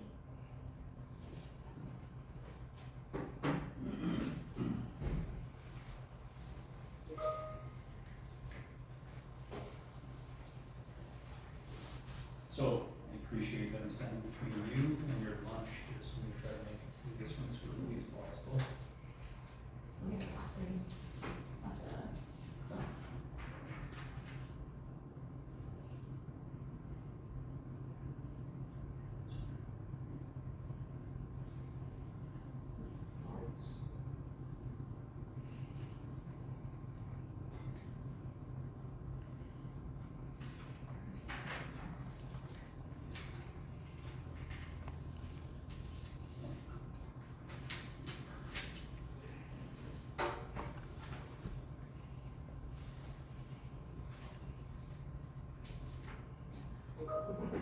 Okay. So we're on to the last three. So we have partnerships and Indigenous self-determination, addressing power imbalances, capacity building, organizational readiness. We get into the conversation about partnerships and Indigenous self-determination. One of the things that when you underscore the importance of the autonomy or self-determination of Indigenous peoples and the importance that plays when you're forming partnerships in the procurement side of the question or the equation, one of the things that you have to be mindful of is the assumptions about the legal characterization of the parties that you're dealing with. And a lot of First Nations will take the position that they're arguing from a position of sovereignty, a position of independence, that they have inherent jurisdiction in order to be able to dictate their own affairs, and that's confirmed by documents such as the United Nations Declaration on the Rights of Indigenous Peoples and Section 35 of the Constitution Act, or for a corporation dealing with any individual, this is what separates Indigenous peoples from other people who might be captured within a DEI initiative, is that you're dealing in Indigenous territories, Indigenous lands, it's that assertion of rights or autonomy or inherent self-determination that actually has a legal backing, a historical context, and it should inform your programming or how you're approaching your partnerships, specifically because they're becoming more and more entrenched in contractual arrangements these days. One of my experiences in this one has become much more pronounced very recently, which was we opened an office in the Muskeg Lake Cree Nation. It's a satellite office where we're housing currently 6 employees. We have a board that are treated as a partnership between us and the Muskie Lake Cree Nation. We have never had to do that before with any of our commercial partners because it was never seen as a commercial imperative.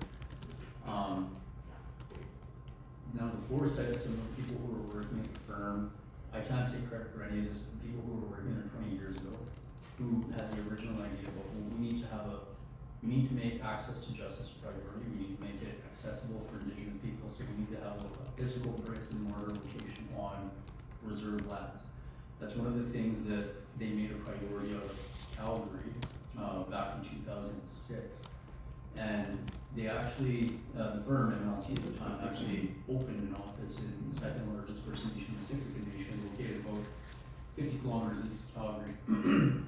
That was our first experiment with the partnership that we had with them because, simply put, the amount of business that we were getting from the Siksika Nation caused us to have to acknowledge, and again, this is where it all blends together, but acknowledge that we were working within Treaty 7 territory, the traditional homeland of the Blackfoot people at the time, and they were giving us a sizable amount of work, and very interesting work and high profile work at the time. But through the lens of the Indigenous leaders of the Blackfoot Confederacy, they said, well, you're working in our territory, but you can't be, like, this is a real partnership, this isn't simply a service provider partnership. This is something where you're actually providing services to us on our lands, and we want to see that reciprocal investment from you. You need a physical location to offer us that reassurance that there's a presence, that you're going to be there for our members. If they have any questions about things like a large scale settlement or the settlement of a trust. Or in that case, there was what came shortly thereafter was the floods of 2015, which essentially eviscerated half the community in the housing.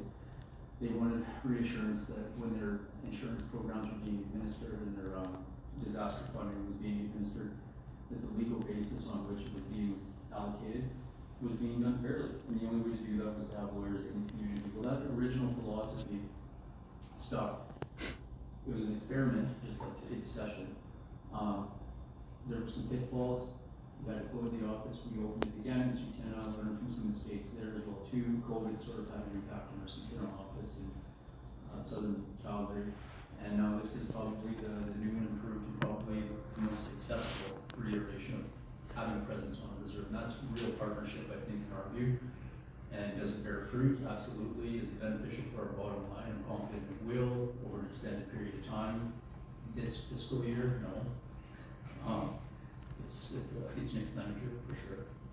The next is addressing power imbalances and capacity building. Now this was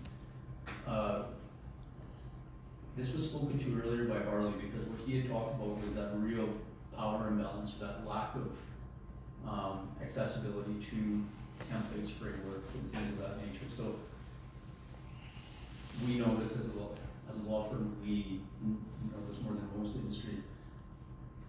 Back in the day, say 15 years ago, one of the biggest things that MLT or McPherson Leslie Tyron back then had as part of this advantage over its competitors is we had a library, a law library, physical law library, that it had every textbook that you would require if you wanted to research any area of the law outside of criminal and family.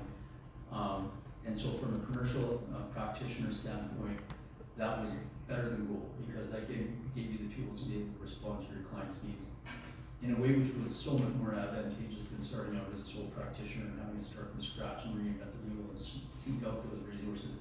But that's just and First and Leslie Retirement and our counterpart in Manitoba, Aikens, McCauley, Portals, and when we merged, the cumulative wealth in information and systems that we passed down over 130 years of a law firm was something that practitioners today were inheriting, and they had a massive advantage competitively, and that's just something that Harley pointed out earlier.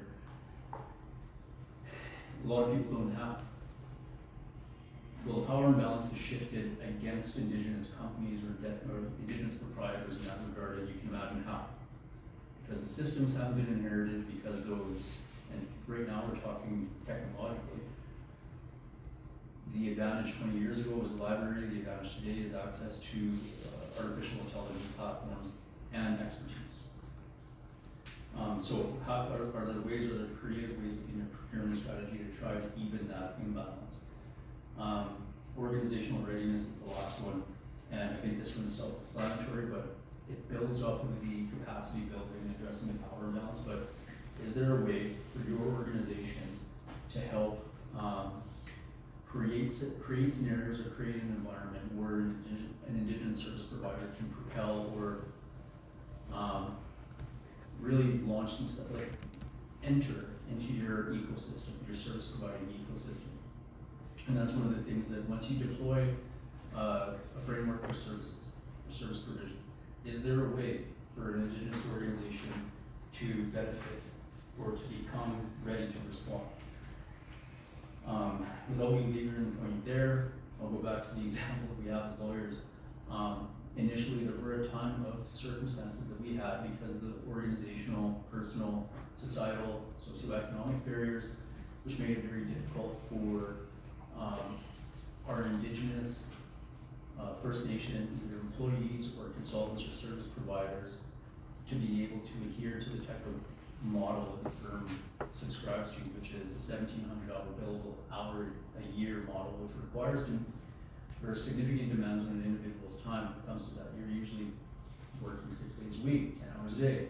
Those are the types of things that you need to do to fit within the firm model, but there were people, because of the societal factors, that couldn't make that schedule work with their circumstances.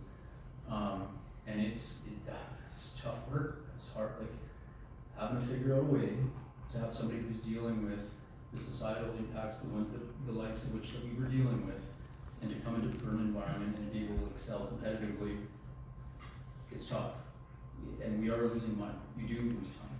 You do lose money immediately, but for those individuals who you're able to accommodate and secure a long-term career path for them, it was tremendous, and we've been able to have some incredible results out of that, but not always. There were also instances where we stubbed our toes, some regrets that I have personally about how we ran our business. But there was now, does it pay off institutionally for us? Absolutely. In ways that I couldn't even imagine 10 to 15 years ago, because now we have the types of market, we have the types of clients, we have the types of files, which were our Indigenous recruits coming out of law school have much more of an advantage over other associates that they didn't before, because now they have that context and that background, and they can step into the driver's seat much quicker than a lot of our associates can who don't have that background in Indigenous communities or the types of historical specific claims or matters that we deal with on a day-to-day basis. But even competitively at the law school level, we're starting to see, 10 years ago it was tough, there weren't a lot of recruits. Now it's competitive. Now we can't hire it's very competitive now. The First Nation students that are coming out of law school these days it's frightening how capable they are, and how vicious they can be. So it does pay off. So that's just my own personal experience on that one. I think we gotta start eating now. Trying to bring it in.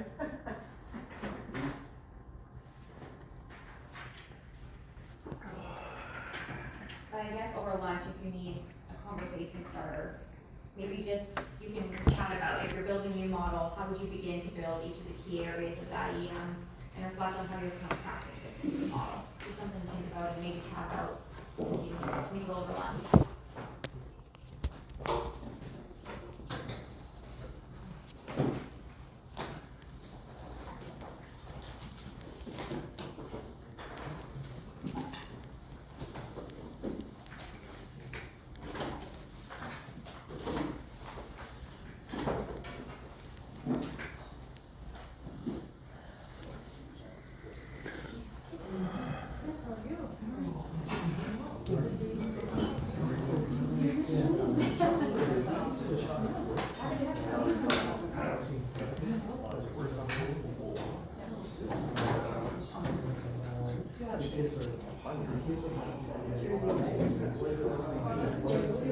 So I thought I was trying to think of something different. different, right?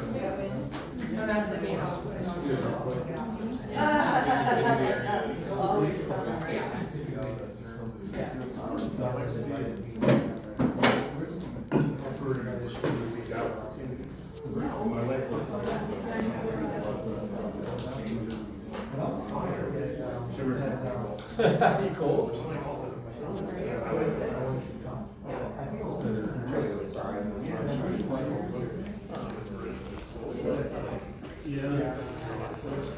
So they do have a elevator.